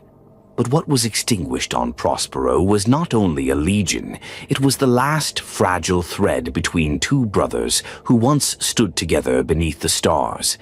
And somewhere, far beyond the veil, something had taken notice. The seeds of damnation had been sown, and though the wolf had slain the sorcerer, the flames of treachery had only just begun to rise. The echoes of Prospero had not yet faded when the trap was sprung. In the void between stars, far from the shining banners of Terra or the great crusading fleets, a shadow moved. It did not announce itself. It did not roar or march or chant. It whispered. It listened. It watched. And when the time came, it struck, not at the throat, but at the soul. The Alpha Legion. Of all the legions, they were the most enigmatic, the most unorthodox, and the most dangerous in the art of deception. Where the World Eaters left ruins and the Night Lords left terror, the Alpha Legion left doubt. They fought not with brute strength, but with falsehoods, infiltration, and subterfuge that infected every level of command.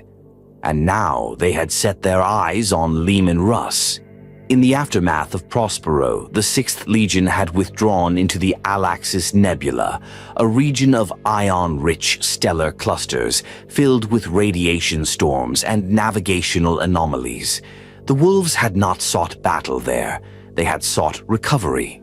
The wounds from the Thousand Suns Purge were still raw. Thousands of Fenrisians lay dead or dying. Their rune priests, exhausted from countering warp-borne anomalies, needed time to regain strength. Ships needed repair. Spirits needed steel. Russ had chosen the Alaxis Nebula as a place to regroup and prepare for the next phase of the crusade.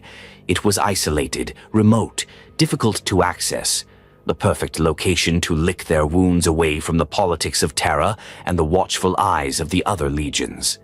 But the trap had already been set. It began with whispers, a series of garbled astropathic messages intercepted by the Wolves spoke of an emerging Xenos presence on the outer edge of Segmentum Solar. Then came distress calls from worlds the Wolves had previously brought to compliance, pleas for aid against resurgent rebellion. Finally, a transmission. A loyalist task force had been ambushed by unknown traitors and required immediate assistance. The messages came from multiple directions. They were inconsistent, yet they bore the correct ciphers, the right codes, the correct formatting. Everything passed authentication, but everything was false. Russ divided his forces.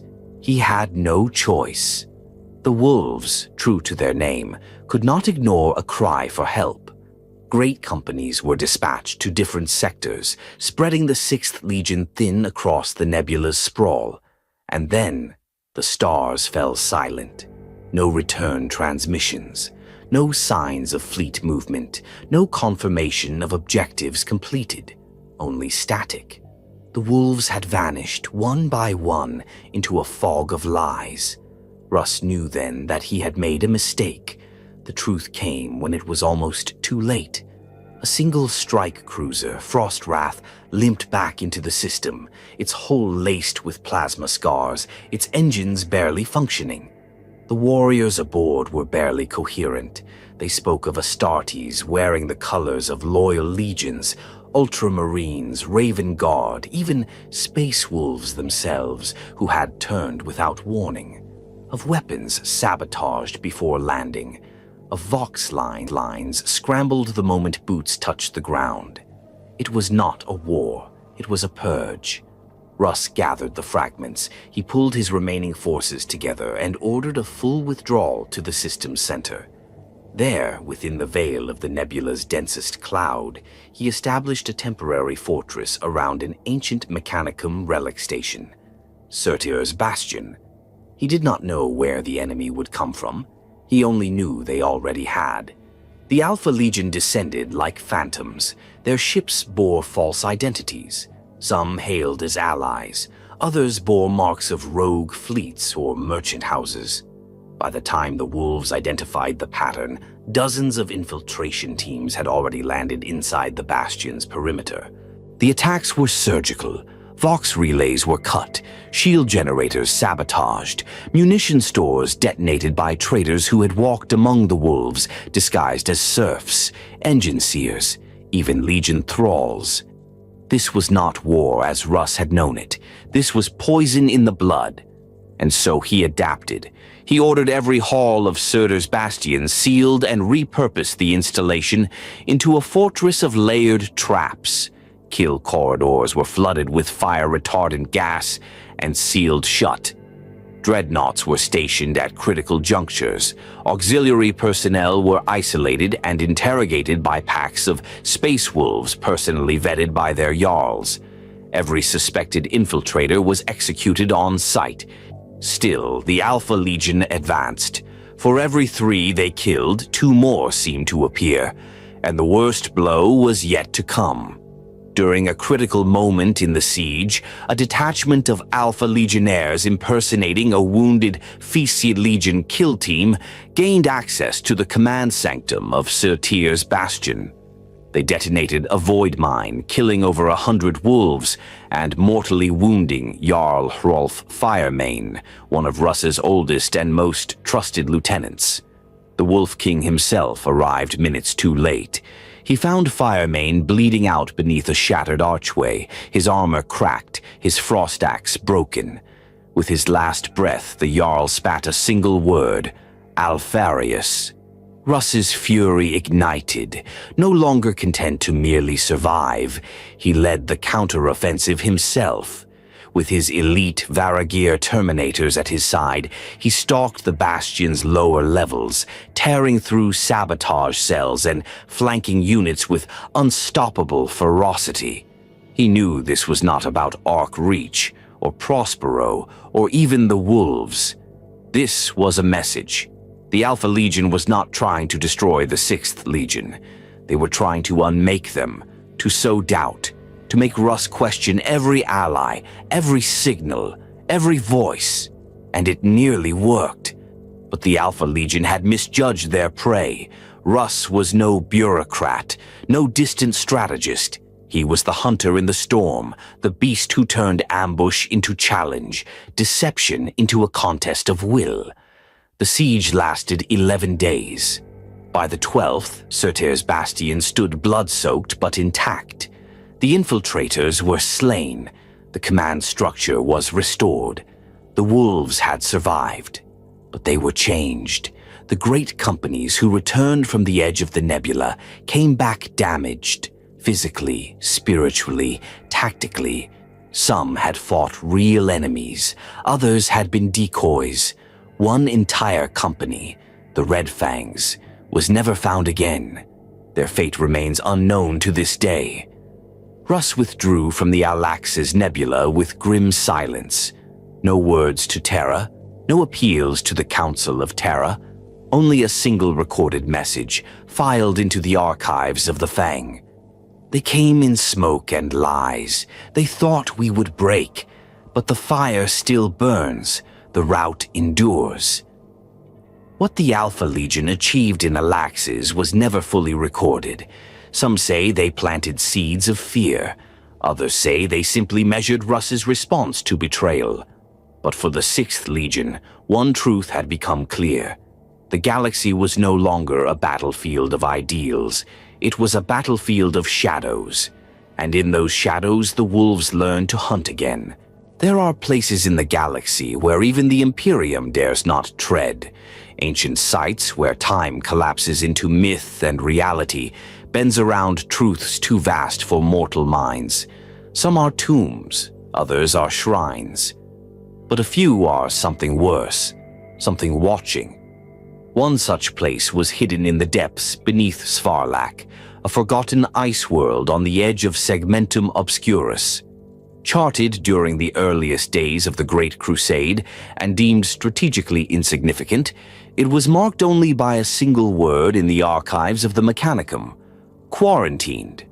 No reasons given, no entries since. It would have remained undisturbed had the wolves not come seeking answers. In the wake of the ambush at Alaxis, Russ needed something more than recovery. The Alpha Legion's Shadow War had not only bloodied his legion, it had planted questions. Questions about the war, the lies in the warp, and the loyalties of his brothers. But more than anything, Russ wanted to understand what was unfolding beyond the veil.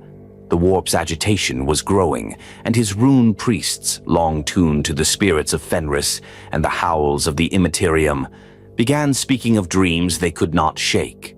The same name emerged again and again, Earl King. It came from nothing. It was not a god of Fenris. It did not belong to the sagas.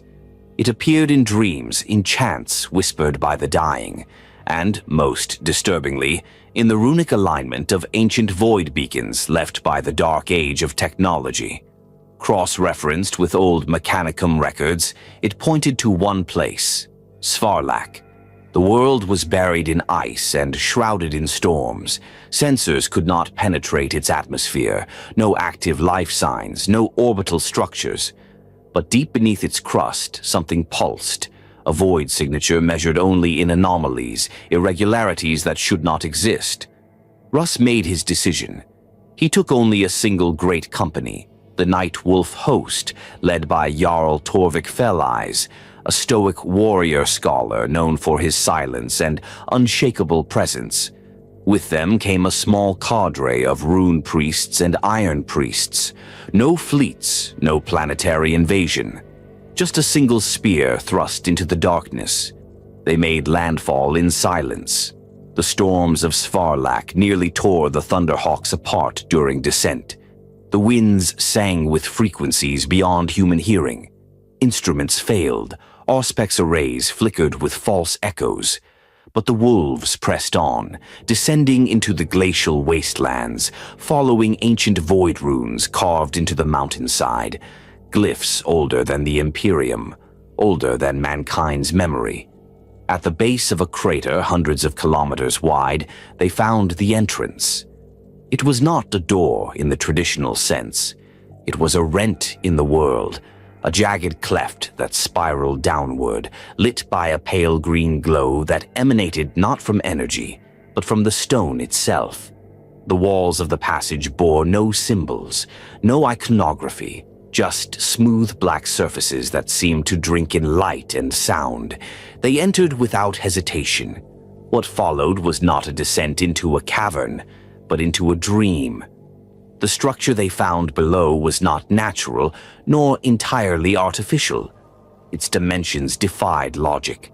Hallways that curved in perfect symmetry, then collapsed into impossible angles. Gravity shifted subtly as they moved, disorienting even seasoned legionaries. The very stone vibrated with a pulse, as if the world itself had a heartbeat. At the center of it all was a vast hall, 10 kilometers wide, surrounded by monolithic pylons that reached up into darkness and vanished beyond sight. In the center stood a single dais of obsidian and gold, upon which sat a throne carved from translucent metal. And upon that throne sat a figure, not a corpse, a presence, the Earl King. Descriptions vary, even among the wolves who survived. Some saw a giant cloaked in silver mist. Others claimed it appeared as a spectral beast, horned, crowned, wreathed in the shimmer of stars. It did not speak in words. Its thoughts came as waves. Emotions pressed against the minds of those around it. Sorrow, rage, curiosity, and something else. Recognition. Russ stepped forward alone. He walked the length of the hall with measured pace, his frost blade at his side unraised. The presence regarded him with the stillness of the void, and then, without movement, without a gesture, Russ was shown something. A vision. What he saw has never been fully revealed. But the skalds of the rout say he returned changed. He spoke afterward of a war behind the veil, of gods who fed on emotion, and of a future where brother would slay brother not for glory or honor, but because the galaxy itself would demand it. He saw the Emperor, alone upon a broken throne, and above him a storm of infinite eyes. But more than anything, he saw himself, alone, in the final battle. No wolves, no brothers. Only a blade, a broken world, and the call of the hunt, unanswered. The vision ended. The Earl King did not move. It simply faded, its form collapsing into threads of starlight that scattered into the cold air. The throne cracked. The pylons began to hum. The structure shuddered. The wolves fled the hall as tremors split the floor beneath them, the entire subterranean complex collapsing like a dream dispelled. They barely made it to the surface. By the time the last dropships launched from Svarlak, the crater had imploded, drawing down ice and stone in an avalanche of planetary scale. Within hours, the entrance was gone. Nothing remained. Russ ordered the world quarantined again. No records, no logs, just a single rune burned into the strategium wall of Hrafnikel's spear, a sigil of warning, drawn from Fenrisian myth long before the name Earl King had ever been spoken. A crowned wolf with eyes like stars.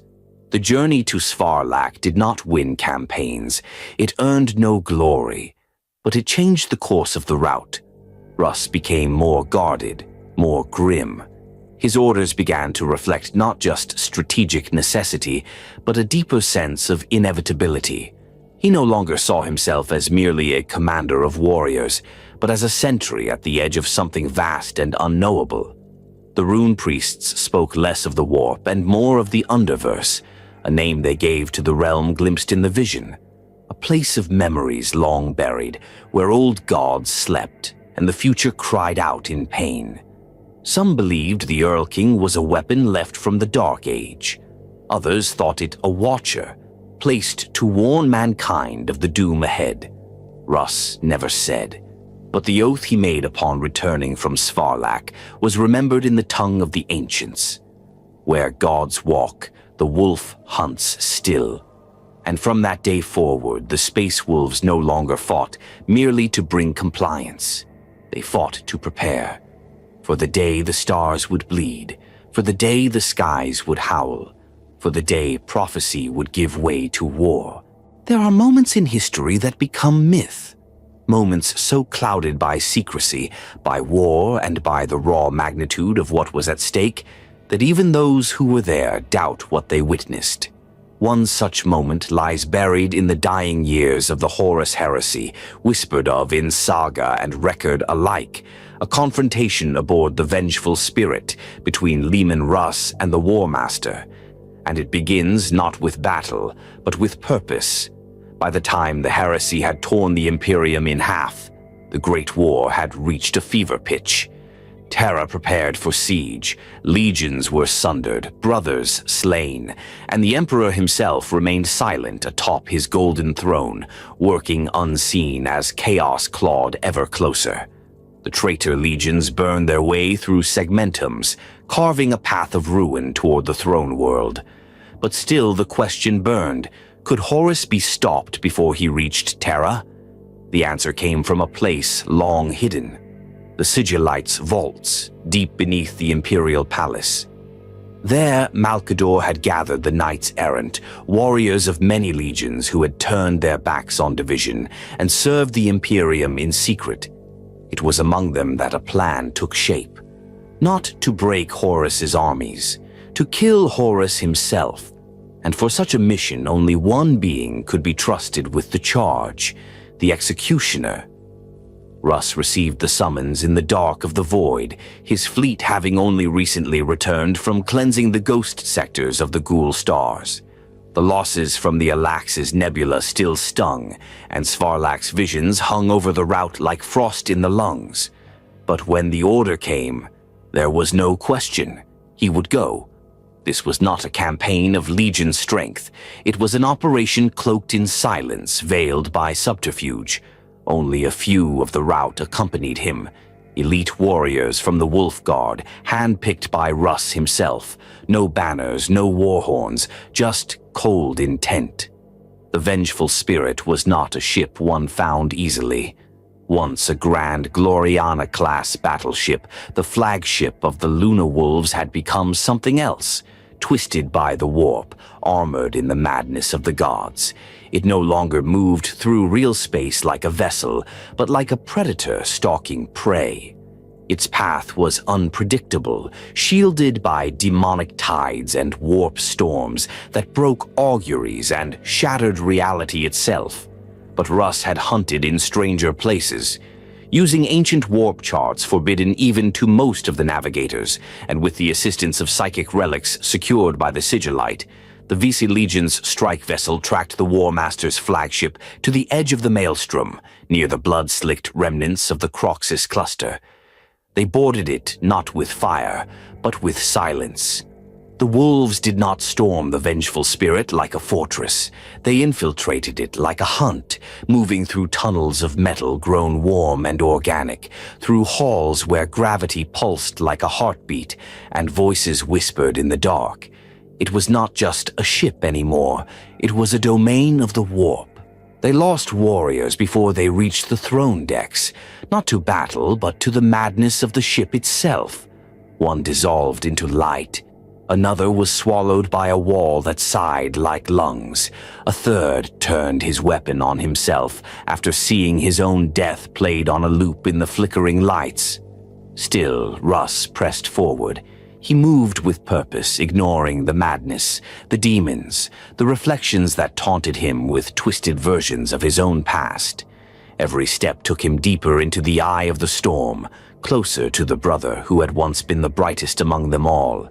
And then, without warning, he found him. Horus Lupercal, once the favored son, the war master of the Imperium, the morning star of unity. Now a shadow wrapped in golden warplate, his form swelled with the gifts of chaos, his presence a psychic weight that bent reality with every breath. He stood alone in a chamber of obsidian and iron, beneath a canopy of stars painted in blood and lightning. Around him, statues of fallen Primarchs wept tears of black oil. Above, a broken aquila smoldered in silence. When Russ entered, Horus turned. What passed between them in those first moments is lost to history. Perhaps they exchanged words, perhaps they did not. Some say Russ offered him a chance to stand down, to remember who he was. Others say he snarled a curse and drew his blade in fury. All that is known is that the duel began, and the galaxy trembled. It was not a fight between warriors, it was a clash of titans. Horus struck with a fury that tore the deck beneath them. His power was no longer merely that of a Primarch. It was the strength of the gods behind him. His maul shattered walls. His voice made mortals bleed from the ears. But Russ did not falter. The Wolf King moved with primal grace, his frost blade flickering like lightning in a storm. He struck and withdrew, never allowing the War Master to dominate the rhythm. His body bled from wounds that scorched like brands, but he fought on, each breath a howl of purpose. For minutes, for hours, it is impossible to say, they clashed across the throne decks. Their blows carved runes of ruin into the walls. Demons watched in silence. Warp fire danced in the air, and still they fought until Russ found the opening he had waited for. He struck. The spear of Russ, forged in the deepest forges of the Mechanicum, anointed with the Emperor's wrath, plunged into Horus's side. It was not a killing blow, but it was enough. The War Master howled, his form flickering between man, monster, and god. And in that moment, Russ saw him. Not the monster, not the traitor. His brother. For a heartbeat, the thing that had once been Horus looked at Leman Russ with eyes filled not with fury, but with grief. Whether it was genuine, or a mask, or a momentary weakness caused by the spear's sanctity, none can say. But Russ hesitated. It was enough. With a cry that shattered the air, Horus struck back, his maul catching Russ across the chest. The impact hurled the Wolf King across the chamber, cracking armor and bone alike. He hit the floor, bleeding, breathless, body broken. He did not rise. The custodians later recovered him from the edge of real space, aboard the wreck of his strike vessel. Barely alive, held together only by the determination of his remaining warriors and the final dying strength of his own will. He had failed to slay the War Master, but he had wounded him, and in that wound, some say, a shadow of doubt was planted. Russ never spoke of what he saw aboard the vengeful spirit. Not to the Emperor, not to his sons. The scars he bore from that duel never fully healed. And in the years that followed, as the siege of Terra began, the Wolf King's fire dimmed, not in strength, but in spirit. He had stood before the storm, he had faced the traitor, and he had seen that even in victory, mankind would never be the same. What began as duty had become prophecy, and Leman Russ, son of Fenris, lord of the rout, had tasted the twilight of the imperium in the eyes of his fallen brother.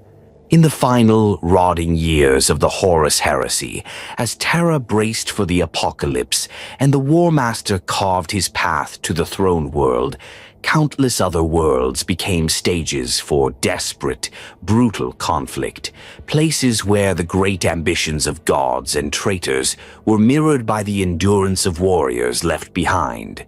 One of these was Yarant, a bleak industrial fortress world situated near the northern edge of Segmentum Solar. Yarant had long served as a vital cog in the machine of the Imperium. Its forges did not churn out relics of wonder or engines of conquest. They produced munitions, rations, and armor plate by the megaton, a place of sweat, steel, and silence, manned by laborers who had never seen stars beyond the smoke-choked sky.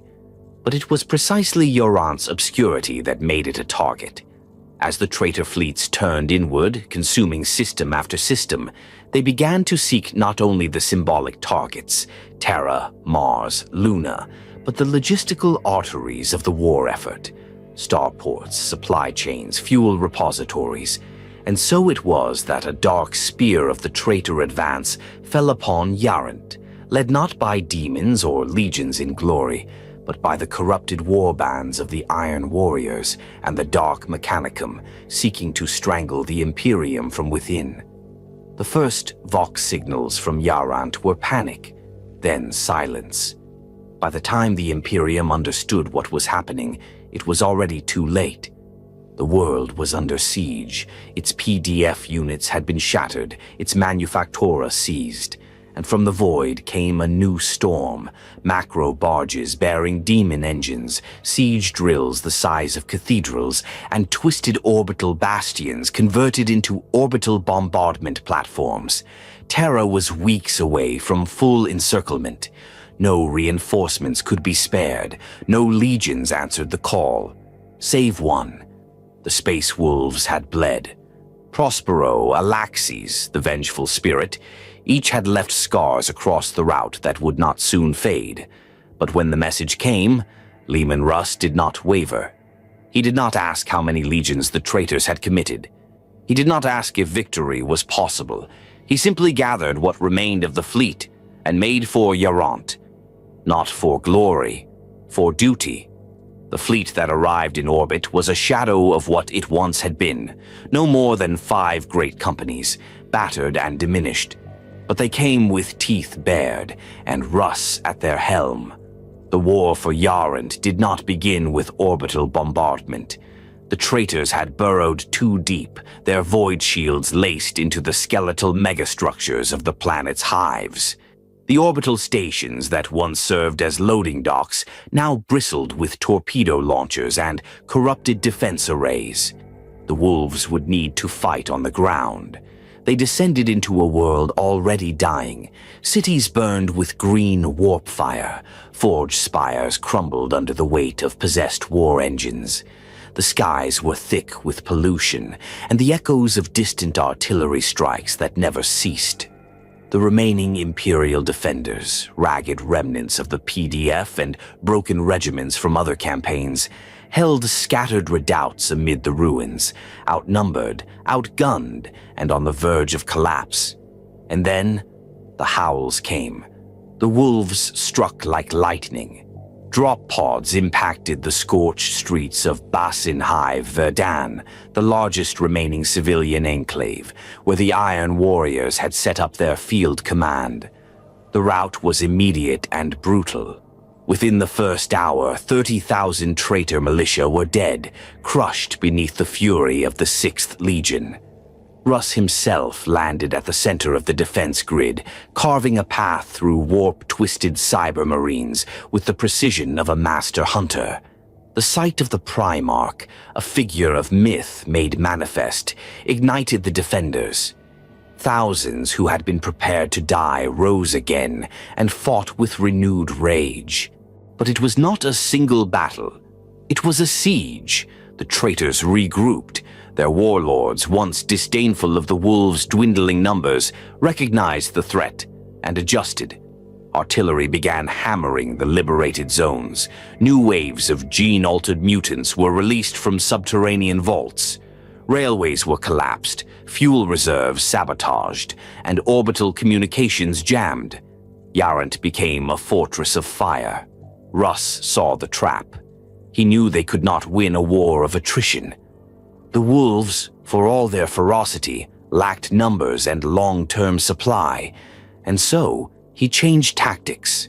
No longer did the wolves attempt to reclaim entire districts.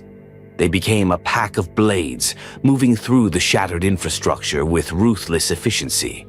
Targets of opportunity were struck without warning: munitions depots, command bunkers, demon forges. Enemy morale crumbled. The Space Wolves turned the entire world into a hunt.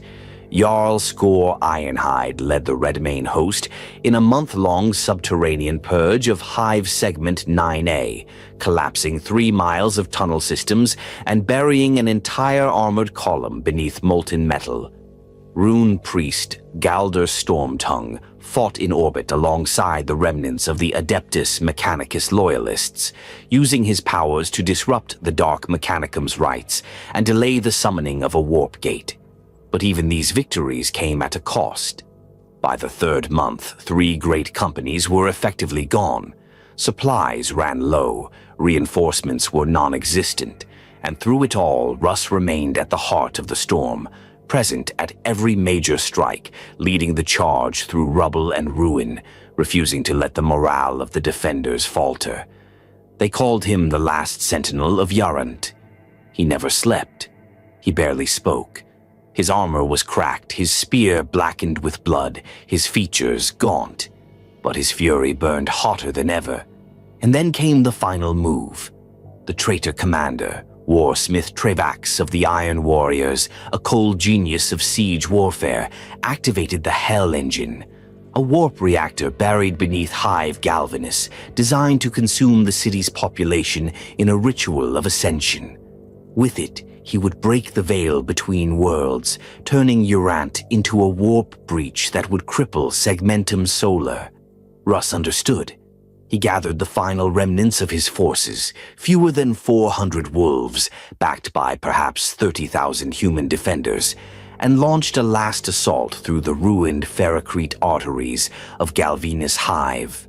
It was a battle written in flame and iron. Every level of the Hive became a graveyard. The wolves fought shoulder to shoulder with mortals, holding corridors inch by inch.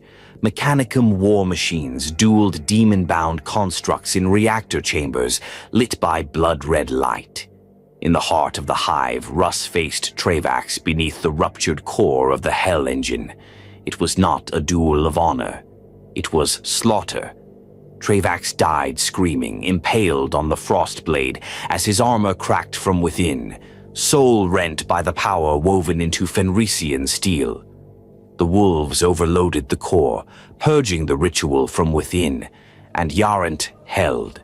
When Terra's reinforcements finally arrived weeks later, they found the world scarred beyond recognition, but intact. The orbital defenses had been shattered, the Hell Engine disabled, the traitors driven into the depths or dead in the streets. And at the summit of the highest forge tower, alone beneath the storm-lit sky, stood Leman Russ, his cloak in tatters, his helm removed, his breath visible in the chill. He did not smile. He simply nodded, then turned and disappeared into the ash. For in Yarant, the wolf had stood the vigil, and in the darkest hour he had not broken. It is often said that during the final years of the Horus Heresy, alliances were forged in desperation, not doctrine. bonds made not by blood or shared origin, but by the grim acknowledgement that survival demanded unity, however temporary, however strained.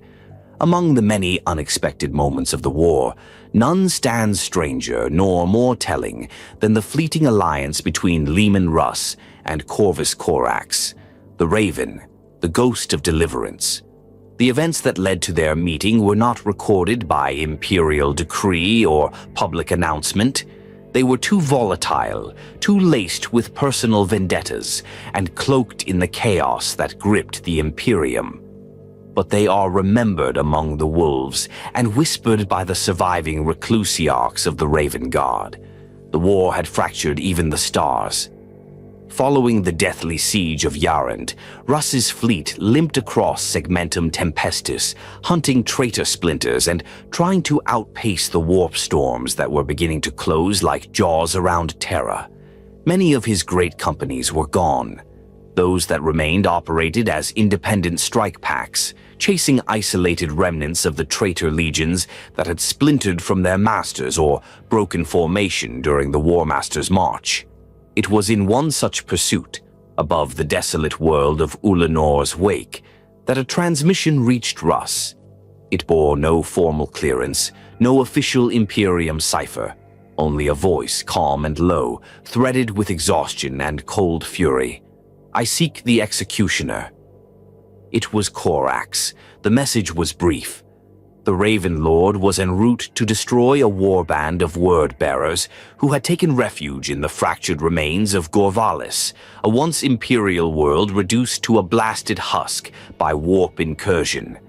The heretics were believed to be engaged in some form of ritual intended to birth a demonic gate, a conduit to support the next phase of Horus's advance toward Segmentum Solar. Corax had no forces left to stop them. His legion had been butchered at Istvan V. The few survivors were hunted across the stars.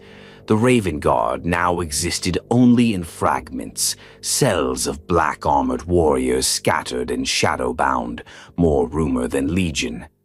But Corax would not let Gorvalis fall. Russ received the message in the silence of his command deck. No officers spoke. No counsel was sought. He simply turned to his helmsman and gave a single order. "Set course for Gorvalis. We hunt with the Raven." The world they found upon arrival was broken.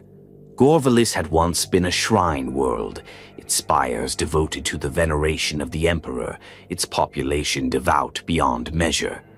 Now its cities were ossified, frozen in time, statues twisted into screams, cathedrals bleeding from their walls.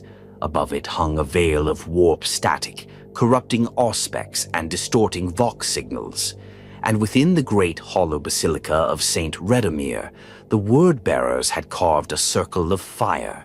They called themselves the Children of Ruin, a warband of the 17th Legion led by the apostate Dark Apostle Malpharos, the Thrice-Born. Once a chaplain of Lorgar, he had become something far worse, a preacher whose sermons echoed across real space and the immaterium alike, preaching enlightenment through annihilation. He intended to open the Gorvalis rift, a wound in reality that would bleed demonic reinforcements into the battlefront ahead of the siege of Terra. Russ and Corax did not coordinate in the traditional sense. There were no joint war councils, no long discourses over strategy. They met once, on the plains outside the basilica ruins, in the cold dawn light. The wolves emerged from their landers like thunder, their armor smeared with the ash of a dozen burned worlds. The Raven Guard descended in silence, stepping from the shadows like wraiths, few in number, all faceless beneath black helms. Russ stood tall, his frost blade sheathed, his expression unreadable. Corax was a shadow beside him, swathed in the gloom of a storm-cloaked sky. Pale of face, dark of purpose, he did not offer pleasantries. They exchanged no words of brotherhood. Only one truth was spoken. The heretics die tonight. The assault on the basilica was unlike any prior engagement fought by Russ. The word-bearers had reshaped the entire structure into a shrine of unreality, gravity bent around its towers. Demonic sigils glowed with a light that had no source. The sky above it bled colors unseen by mortal eyes. Inside, the children of ruin chanted in perfect unison, their voices a weapon aimed at the walls of reality itself. Russ led the charge through the basilica gates, smashing the demon-bound defenders with the fury of Fenris behind him. His warriors advanced with disciplined savagery, pushing back the warped creatures and shattered Astartes who barred their path. Korax struck from above, his warriors emerging from the shadows of columns, walkways, and forgotten rafters.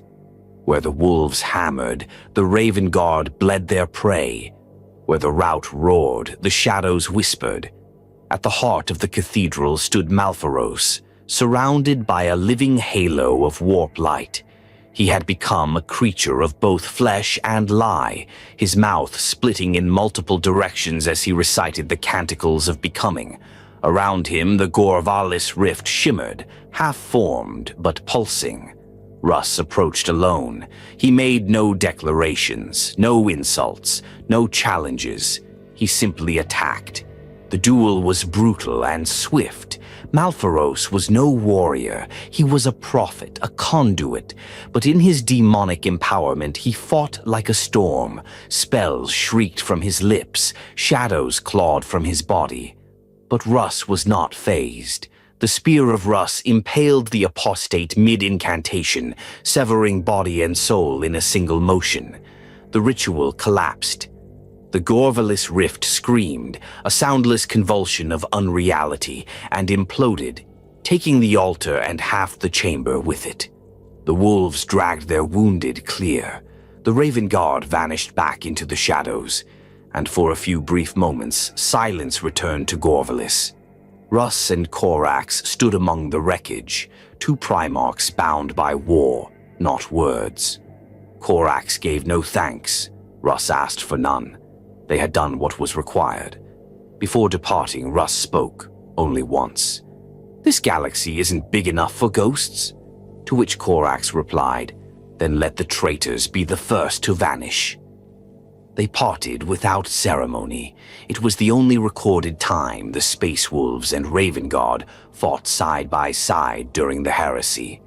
But in that fleeting alliance, something vital was preserved, not a fortress, nor a fleet, nor even a victory, but a moment of unity forged in vengeance against a shared enemy that had once worn their father's face. And in the sagas of the rout, this tale is known not for the blood spilled or the rift sealed, but as the day when the wolf ran with the raven. The siege of Terra had begun. Across the void, the traitor fleets amassed like thunderheads, black-armored giants borne on tides of corrupted light. The sky above the throne world burned with the smoke of 1,000 war zones, while Luna wept blood, and Mars howled with civil war. The warp boiled at the gates of mankind's last sanctuary, and within the Imperial palace all grew still, except the throne. The Golden Throne, seat of the Emperor of mankind, master of the Imperium, had become a prison of light and agony. The Emperor had withdrawn, body trapped in stillness, mind engaged in a war none could see. He fought not with bolter or blade, but in the dark places of reality, where time had no meaning, and gods clawed at the soul of mankind. It was in this hour of gathering silence that Leman Russ returned to Terra. He came not as a conqueror nor a savior, but as a son. Wounded in body and burdened in spirit, Russ had not lingered after the failed duel with Horus. He had withdrawn from the front lines, disappeared into the depths of the Imperium, hunting traitor fragments and cleansing warbands in silence. But the tide was moving now, sweeping all toward a singular final battle. Russ knew his place in it would not be upon the walls of the Imperial palace. It would be in the chamber beneath them, the silent chamber. Records of Russ's arrival on Terra are scarce. The custodes, ever watchful, neither saluted nor questioned him. They simply parted. The Sisters of Silence, stationed like statues among the stone and fire, bowed without word. All recognized him, not as a visitor, but as something older, something inevitable.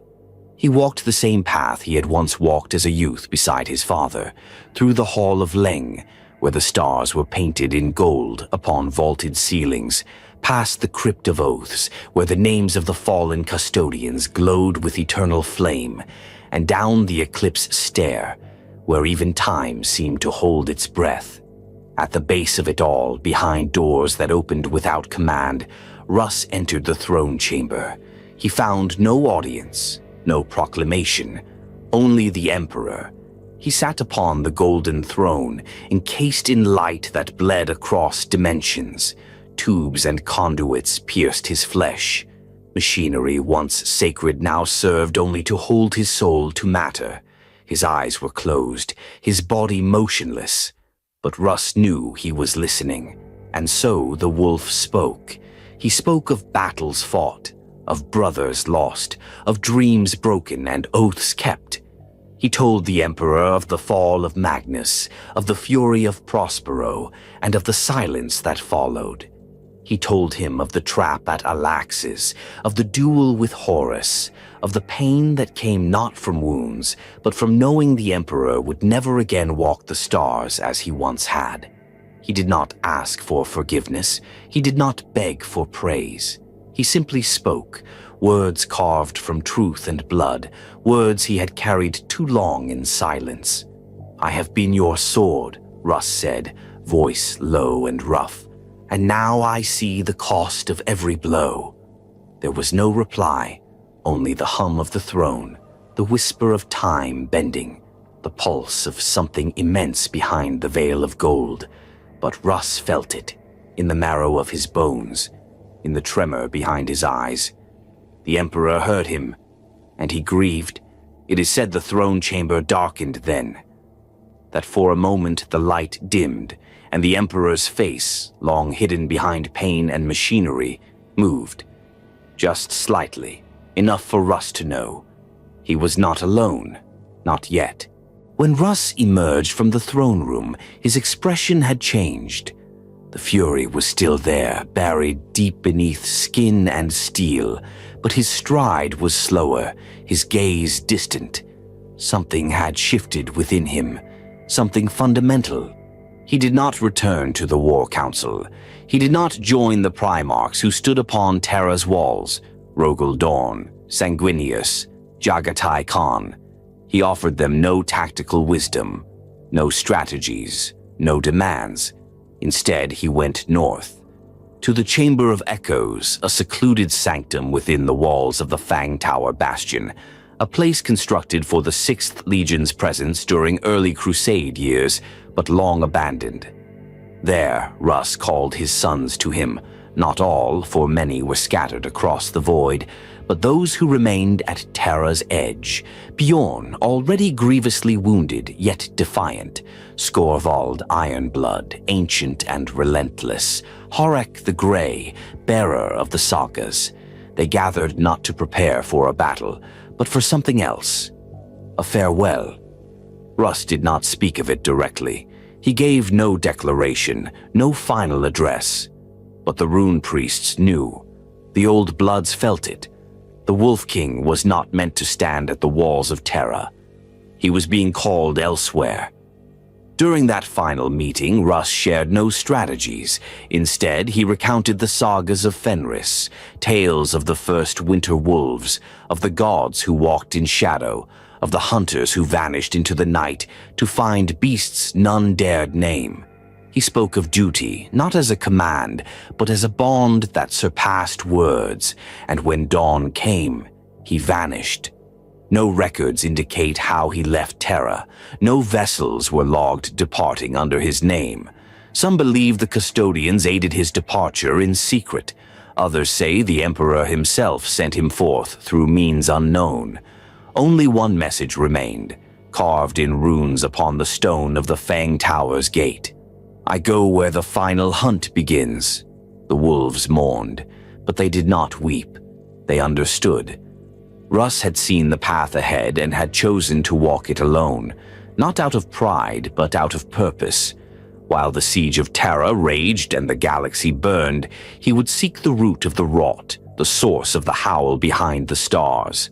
Some say he went after Horus once more, hoping to finish what began aboard the vengeful spirit. Others whisper he sought the Primarchs already lost, Corax, Vulcan, even the shattered form of Magnus. But among the space wolves, the tale is simpler. He followed the scent of chaos into the dark, and so the halls of Terra remained quiet after his departure. The throne stood silent. The Emperor fought his silent war, and the wolves stood vigil. But in the deep chambers of the rout, in the sagas sung by firelight and the runes etched into armor, one truth remains eternal. Russ did not flee. He chose to leave before the end, to walk the underpaths of destiny no others could tread, and to become the weapon that would one day return. When the stars turned red, when the wolf's moon rose high, when the end came not with thunder but with a whisper, then would Leman Russ return, not as a commander, but as the last hunt made flesh. There are moments in the legends of the rout when the line between myth and memory blurs so completely that not even the oldest rune priests dare separate them.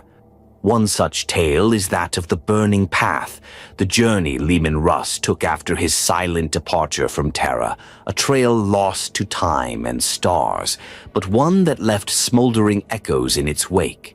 No star map records his route, no Imperial logs document his fleet's movements. The Inquisition has long since sealed the few fragments recovered, stored in data crypts beneath the nocturne vaults. But among the sagas sung beneath the long night of Fenris, the truth lingers. After leaving the throne world, Russ did not vanish into aimless exile. He hunted. The Primarch had no fleet in the conventional sense. With the vast majority of the 6th Legion still embroiled in battles across Segmentum Solar or left behind to defend Terra, Russ moved with only a handful of warriors. His Einherjar, the Deathsworn, those veterans who had stood beside him in the darkest of battles and would do so again without question.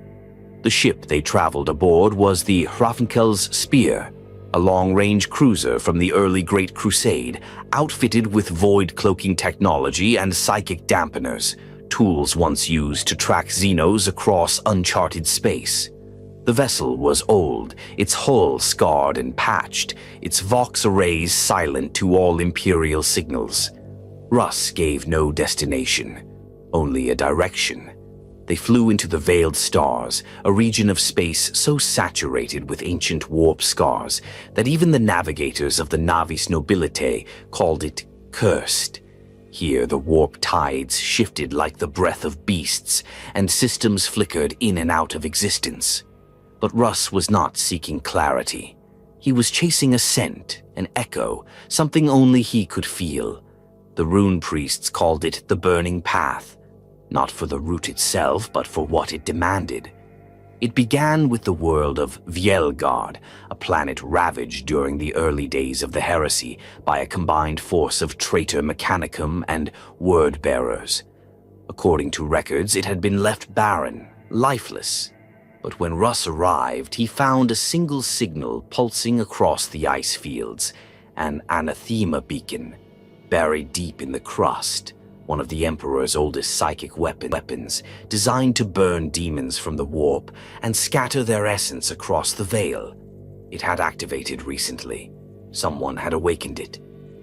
Descending into the glacier-choked caverns, Russ and his warriors encountered no resistance, no cults, no enemies, only corpses, hundreds of them, not traitors, wolves. They had no names, only runes carved into their armor. The Black Shields, those outcast Astartes who had renounced Legion and Primarch to fight under Malkador's banner. They had come here, it seemed, to make a final stand. Russ knelt beside their bodies. He did not speak, but he took one thing, a stone tablet etched with coordinates and wrapped in the skin of a demon. The Burning Path had revealed its first clue. From Vjelgard, the Hrafnkill's spear leapt across forbidden routes, chasing the trail through worlds that had no place in Imperial cartography. Kalor 5, where reality fractured every 6 hours, forcing Russ's warriors to fight their own mirrored reflections. Sovakan, where a ship graveyard filled with the bones of pre-Imperial vessels spun in silence, haunted by mechanical voices. The Black Spindle, a moon carved into a giant warp antenna by the hands of the Dark Mechanicum, pulsing with static prayers to forgotten gods. Each destination brought more signs, more warnings, and more loss. At Deshelmor, a forge world swallowed by warp storms, Russ faced his first true adversary since Gorvalis, the Night Serpent. Not a demon, not a man. A thing caught between states. It claimed to have once been a Primarch, a shadow of Alpharius, perhaps, or something wearing his skin. It spoke in riddles, slithered through time loops, and bled images of futures that had yet to occur. It taunted Russ with knowledge, visions of Guilliman dying alone, of dawn falling on the walls of Terra, of a future where the Imperium itself became the thing it once swore to destroy. Russ answered with silence. Then he struck. The battle lasted 12 minutes. When it ended, the Night Serpent was gone. Its form evaporated into strands of black fire, and Deshelmor collapsed into the warp, pulled into its own malfunctioning gravity well. Russ left with one more scar across his chest, and a name spoken in the final breath of the Night Serpent, Ygral. The name meant nothing to most, but the rune priests knew it. A soul world, a place said to be older than the warp itself, where gods were born and some went to die. A realm so deeply buried in myth that even the Black Library contained only a single, redacted reference to it. And it was there Russ turned his hunt. The final leg of the burning path took the wolves through unspace, where warp and matter entwined, and the Emperor's light grew thin. Machines failed, dreams became weapons. 2 of Russ's companions walked out of the hold screaming, their memories rewritten into endless loops of betrayal and loss. The Primarch never flinched. He seemed to grow stronger the deeper they went, his eyes brighter, his words fewer, his silence heavier. When Hrafnkill's spear finally reached the edge of Ygral, the ship ceased to respond to any control. It simply stopped. And Russ knew. He donned his war plate, gathered his weapons. He took with him only Bjorn, the last survivor of the original companions, and a cadre of 9 warriors, each marked by fate, by prophecy, or by past sins. They boarded a drop pod carved with runes of warding and descended. No one knows what they found. No signal returned. No recordings survived. Bjorn was the only one who came back. Half dead, dragged from the void by a passing rogue trader months later, his body barely intact, his voice gone. But one thing he left behind, carved into the hull of a derelict lander, recovered decades later by a Mechanicus salvage team. He walks the stars still. The hunt is not done. And with that, the burning path ended. But the saga of Russ did not. In every century since, there have been sightings, fleeting images of a massive figure in ancient Minktu plate, watching from the shadows of doomed worlds. Sometimes a ship appears where no ship should be, bearing the emblem of the Wolf King, leaving ruin in its wake. On Fenris, the rune priests speak of how the warp howls when the stars align just so, how the galaxy shudders when the scent of gods returns to the wind. And in the Fang, deep beneath the hall of the Fell-Handed, a chamber remains sealed. It bears no locks, only a single phrase, carved in high Gothic and Fenrisian runes. He shall return in the final night when the stars bleed and the last hunt begins. And the wolves wait, for the burning path is not an end. It is a promise. Long after the final shots of the Horus Heresy were fired and the smoke cleared from the ruins of the Imperial Palace, The galaxy did not fall silent. It groaned with the weight of wounds that would never heal. The Imperium, though victorious, had become a shadow of the dream once forged in unity, and in this twilight a strange expectancy settled across Fenris. For Leman Russ had vanished, not slain, not interred like Ferrus Manus, or entombed like Robute Gilliman. Vanished. No record marked his death. No final war log was entered. No witness claimed to see his last breath. He had simply walked into the unknown, and the wolves of Fenris felt that absence like a blade across the soul. Yet he did not leave his sons entirely in the dark. In the years following his disappearance, strange phenomena began to ripple through the halls of the Fang. Rune priests entered trance states with no cause, and emerged speaking in voices not their own. The skies above Asaheim cracked with aurorae, laced in gold, blue, and blood. The stars shifted patterns, and deep within the Fang's lower vaults, runes began to glow, runes no hand had touched since the construction of the fortress monastery. It was Bjorn the Fell-Handed, now interred within a contemptor pattern dreadnought, who first named what these signs represented. Prophecy. Russ, ever the hunter, had not gone in vain. He had left trails, signs, not merely of where he had gone, but of what was to come. The Watchers of the Fang were born from this revelation. Not an official council, not even a command structure. They were an informal brotherhood of the most spiritually attuned among the rout. Rune priests, wolf priests, and long fangs with memory reaching back to the Great Crusade. Their purpose was singular: to watch, to wait, to interpret the signs of Russ's return. The first omen came during the Feast of the Red Moon, in the 10th year of Yentiu 31. As the Fenrisian moons eclipsed one another, an event that occurred only once every 1,000 years, an aurora burned across the sky in the shape of a wolf's open maw.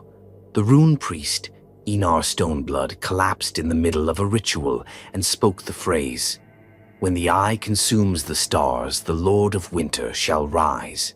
It was not recorded in any known saga. No one could identify its origin, but it marked the beginning of the Watch. From that day, the Watchers began collecting every unexplained occurrence, every anomaly within the warp, every mention of Russ, whether myth, madness, or miracle.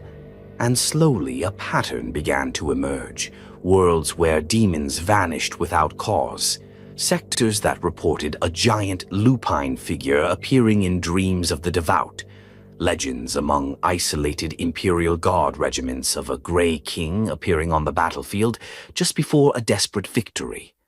Many scoffed, others dismissed these as the delusions of grief. But the wolves remembered their lord, and they understood one truth the rest of the Imperium had long forgotten. Prophecy was not born from clarity, but chaos. One of the most significant signs came from an unexpected place, the Eldar. During a conflict along the edge of the Maelstrom, a detachment of the Space Wolves encountered a Farseer of craft world Alatok. The alien had been cornered, its war host broken, but before the final blow could be struck, it reached out through the warp and uttered a name in perfect Fenrisian. Russ. The Farseer claimed the Primarch walked paths even the Eldar feared to tread, that he hunted not just the spawn of chaos, but one who had become lost between timelines, a shepherd of ruin who would one day become key to a future betrayal. The wolves did not kill the Farseer. They did not thank her either. They left with the message and returned it to the Watchers of the Fang. As the millennia passed, the Watchers compiled their knowledge into the Book of the Returning, a tome bound in the hide of a void beast and etched in runes visible only to the soul-sighted. It was kept in a chamber beneath the Fang called the Redoubt of Silence, guarded by long fangs who had sworn to speak no word until Russ returned. Within it were collected hundreds of signs, some incomprehensible, others chillingly precise. He shall walk when the eye is torn. The dead shall sing, and the living shall burn, and from the ash shall rise the wolf. Not in the light shall he return, but in the breath between stars. These words became more than myth. They became guideposts, and across the stars the rout began to prepare. Not for war, there was always war, but for something deeper.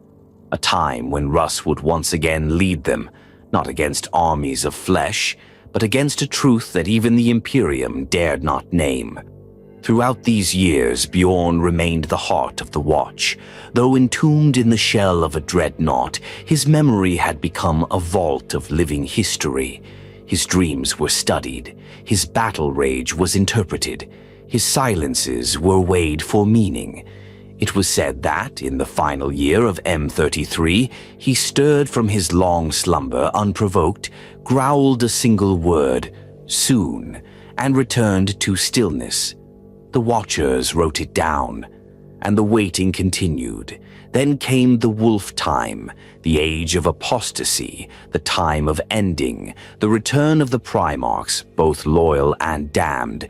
Chaos surged once more, the Imperium cracked, and the galaxy itself screamed with prophecy made flesh. The Fang grew restless. Rune priests entered trances so deep that their bodies grew cold and their breath ceased. Warp beasts clawed at the edges of Fenris's atmosphere, and in the crypts beneath the redoubt of silence, the Book of the Returning began to bleed light from its pages. One page turned on its own. On it were 4 words: "The hunt begins now." The Watchers gathered for the first time in 10,000 years. From across the stars, the leaders of the Space Wolves returned. They said no prayers, no orders were given, only a single action was taken. The gates of the Fang were opened wide. For the first time in over 10 millennia, the great doors carved with the runes of Russ were swung open, facing the void, and left that way, not as a sign of surrender, but an invitation. For the Wolf King, when he returns, will not knock. He will come as he left, without fanfare, without preamble, without question, only purpose. The Watchers of the Fang remain to this day, few in number, silent in their duty. They speak only when the omens demand it, and in every campaign, every war zone, they look to the stars, waiting for the howl behind the void. For prophecy does not whisper to those who seek it. It answers only those who are ready. And in the sagas of the rout, this chapter is remembered as the time when the sons of Fenris stopped mourning and began watching. In the deepest reaches of the warp-racked future, amidst a galaxy bleeding from 1,000,000 wounds, the name Leman Russ is no longer spoken merely as a memory. It is a promise. The Imperium teeters on the edge of extinction. The Great Rift has split the galaxy in two, birthing the Cicatrix Maledictum, a wound of madness across the stars. Worlds vanish into screaming voids. The Astronomicon flickers like a dying star. Demons roam in daylight and traitor legions walk again, bold and unashamed. The time of ending has come. And in this maelstrom, the Space Wolves fight harder than ever before, not out of despair, but expectation. For the sagas foretold this age. They called it the Wolf Time, the era when the final hunt would begin, and the stars would once more know the fury of the rout unleashed. On Fenris, the omens have reached a fever pitch. The seas boil beneath blood moons. Fenrisian thunderwolves howl through the storms in packs unseen since the age of Russ. The speakers of the dead speak in tongues they do not understand. Runestones fracture and reform overnight into new patterns, maps that lead to systems no longer on any chart. And then the Fang itself begins to change. It starts with silence, a complete and total stillness that falls over the Chamber of Echoes. The air grows thick. Vox devices cease to function. Warp scryers see only a single image, a great wolf's eye, golden and cold, peering through the veil. When the rune priests descend to investigate, they find one of the sealed doors within the fang, untouched since the heresy, slightly ajar. Within, the air is warm, and a scent lingers. Not ash, not oil, but snow, pine, cold metal, and old blood, the scent of Russia. At first, it is dismissed as a psychic echo, a flare of residual essence perhaps disturbed by warp turbulence. But then the sightings begin. A Black Templar strike cruiser reports the unexpected salvation of a doomed convoy in the Drakhina Belt. Its crew rescued by what appeared to be a single space marine in ancient Mark II armor, bearing a frost-bladed spear and eyes that glowed like Fenrisian moonlight. When hailed, he said nothing, only raised his blade in salute, then vanished into the darkness. A week later, an Adeptas Sororitas fleet, tasked with cleansing a demon-infested shrine world, picks up a fragmentary signal in Old Fenrisian, an invocation of the hunt. It emanates from beneath the planet's crust, deep within a chasm thought unreachable. By the time an investigation is launched, the corruption has been purged, and the planet's sky bears the faint image of a wolf's head burned into the aurora. The Watchers of the Fang declare the time has come. The Book of the Returning closes on its final page, the runes glowing of their own accord. Bjorn the Fell-Handed, now ancient beyond imagining, emerges from stasis and speaks to his kin. He walks again. Prepare the spears. The great companies mobilize. Across the Imperium Nihilus, rumors fly like ash on the wind. An ancient warrior walks again, older than any chapter master, moving in and out of conflict zones with preternatural speed. He asks no allegiance. He offers no warning. He arrives when all hope is lost, when chaos seems certain to triumph, and unleashes a slaughter so absolute that even the demons recoil. His methods are savage, surgical. He leaves no monuments, no symbols, only corpses and silence. And then, the dreams begin. Space wolves across the galaxy begin to share the same vision. A storm-shrouded battlefield beneath a sky split in half. At the center stands a massive figure clad in old, weathered armor, its pauldrons marked with runes of death and eternity. In his right hand, a broken spear. In his left, a torch burning with starlight. He speaks only once. The final prey has shown itself. Fenris must howl. These dreams spread beyond the wolves. They reach the Black Templars, the Blood Angels, the Death Watch. Even Inquisitors begin to record the phenomenon. Some dismiss it as warp hallucination. Others take it as prophecy. But among the wolves there is no doubt. Russ has returned. Not in full. Not yet. But he walks the veil between real space and the immaterium, hunting, striking, preparing. The last hunt has begun. No order from Guilliman is sought. No message is sent to Terra. The route does not seek permission. The Great Wolf declares the Worm Call, an ancient rite of pursuit, invoking the right of the Primarch to lead his sons in a hunt across reality itself. The great companies split and scatter, chasing signs, omens, warp bursts, and psychic tremors. The rune priests trace Russ's path through the stars, using fragments of his scent, echoes of his presence, and wherever they follow, they find only battle. It becomes clear that Russ is not merely roaming. He is tracking something vast, old, hidden even from the eyes of the Chaos Gods. The trail leads toward the Ghoul Stars, a region long feared, even among the Astartes. Worlds without history, empires that never rose, places where logic decays and ancient beings stir. There, Russ is seen again. No longer alone. He leads a pack of warriors unlike any seen since the Great Crusade, ancient wolves, long thought dead or lost in the warp, now restored and bound to his will. Among them, some say, is Skorvald Ironblood. Others whisper of rune priests who speak the names of dead gods and survive. The hunt reaches its apex on the edge of the Ghoul Stars, at a world known only as Svarok Ta. Imperial records do not mark this place, no charts record it. But the wolves find it, and so does Russ. The final battle is not seen, only its aftermath is known. Svarok Ta is gone. In its place, a void storm unlike any in recorded history. A tear in space and time lined with Fenrisian runes that burn in ultraviolet light. A warp echo follows shortly after, broadcast across every psychic relay across the Imperium.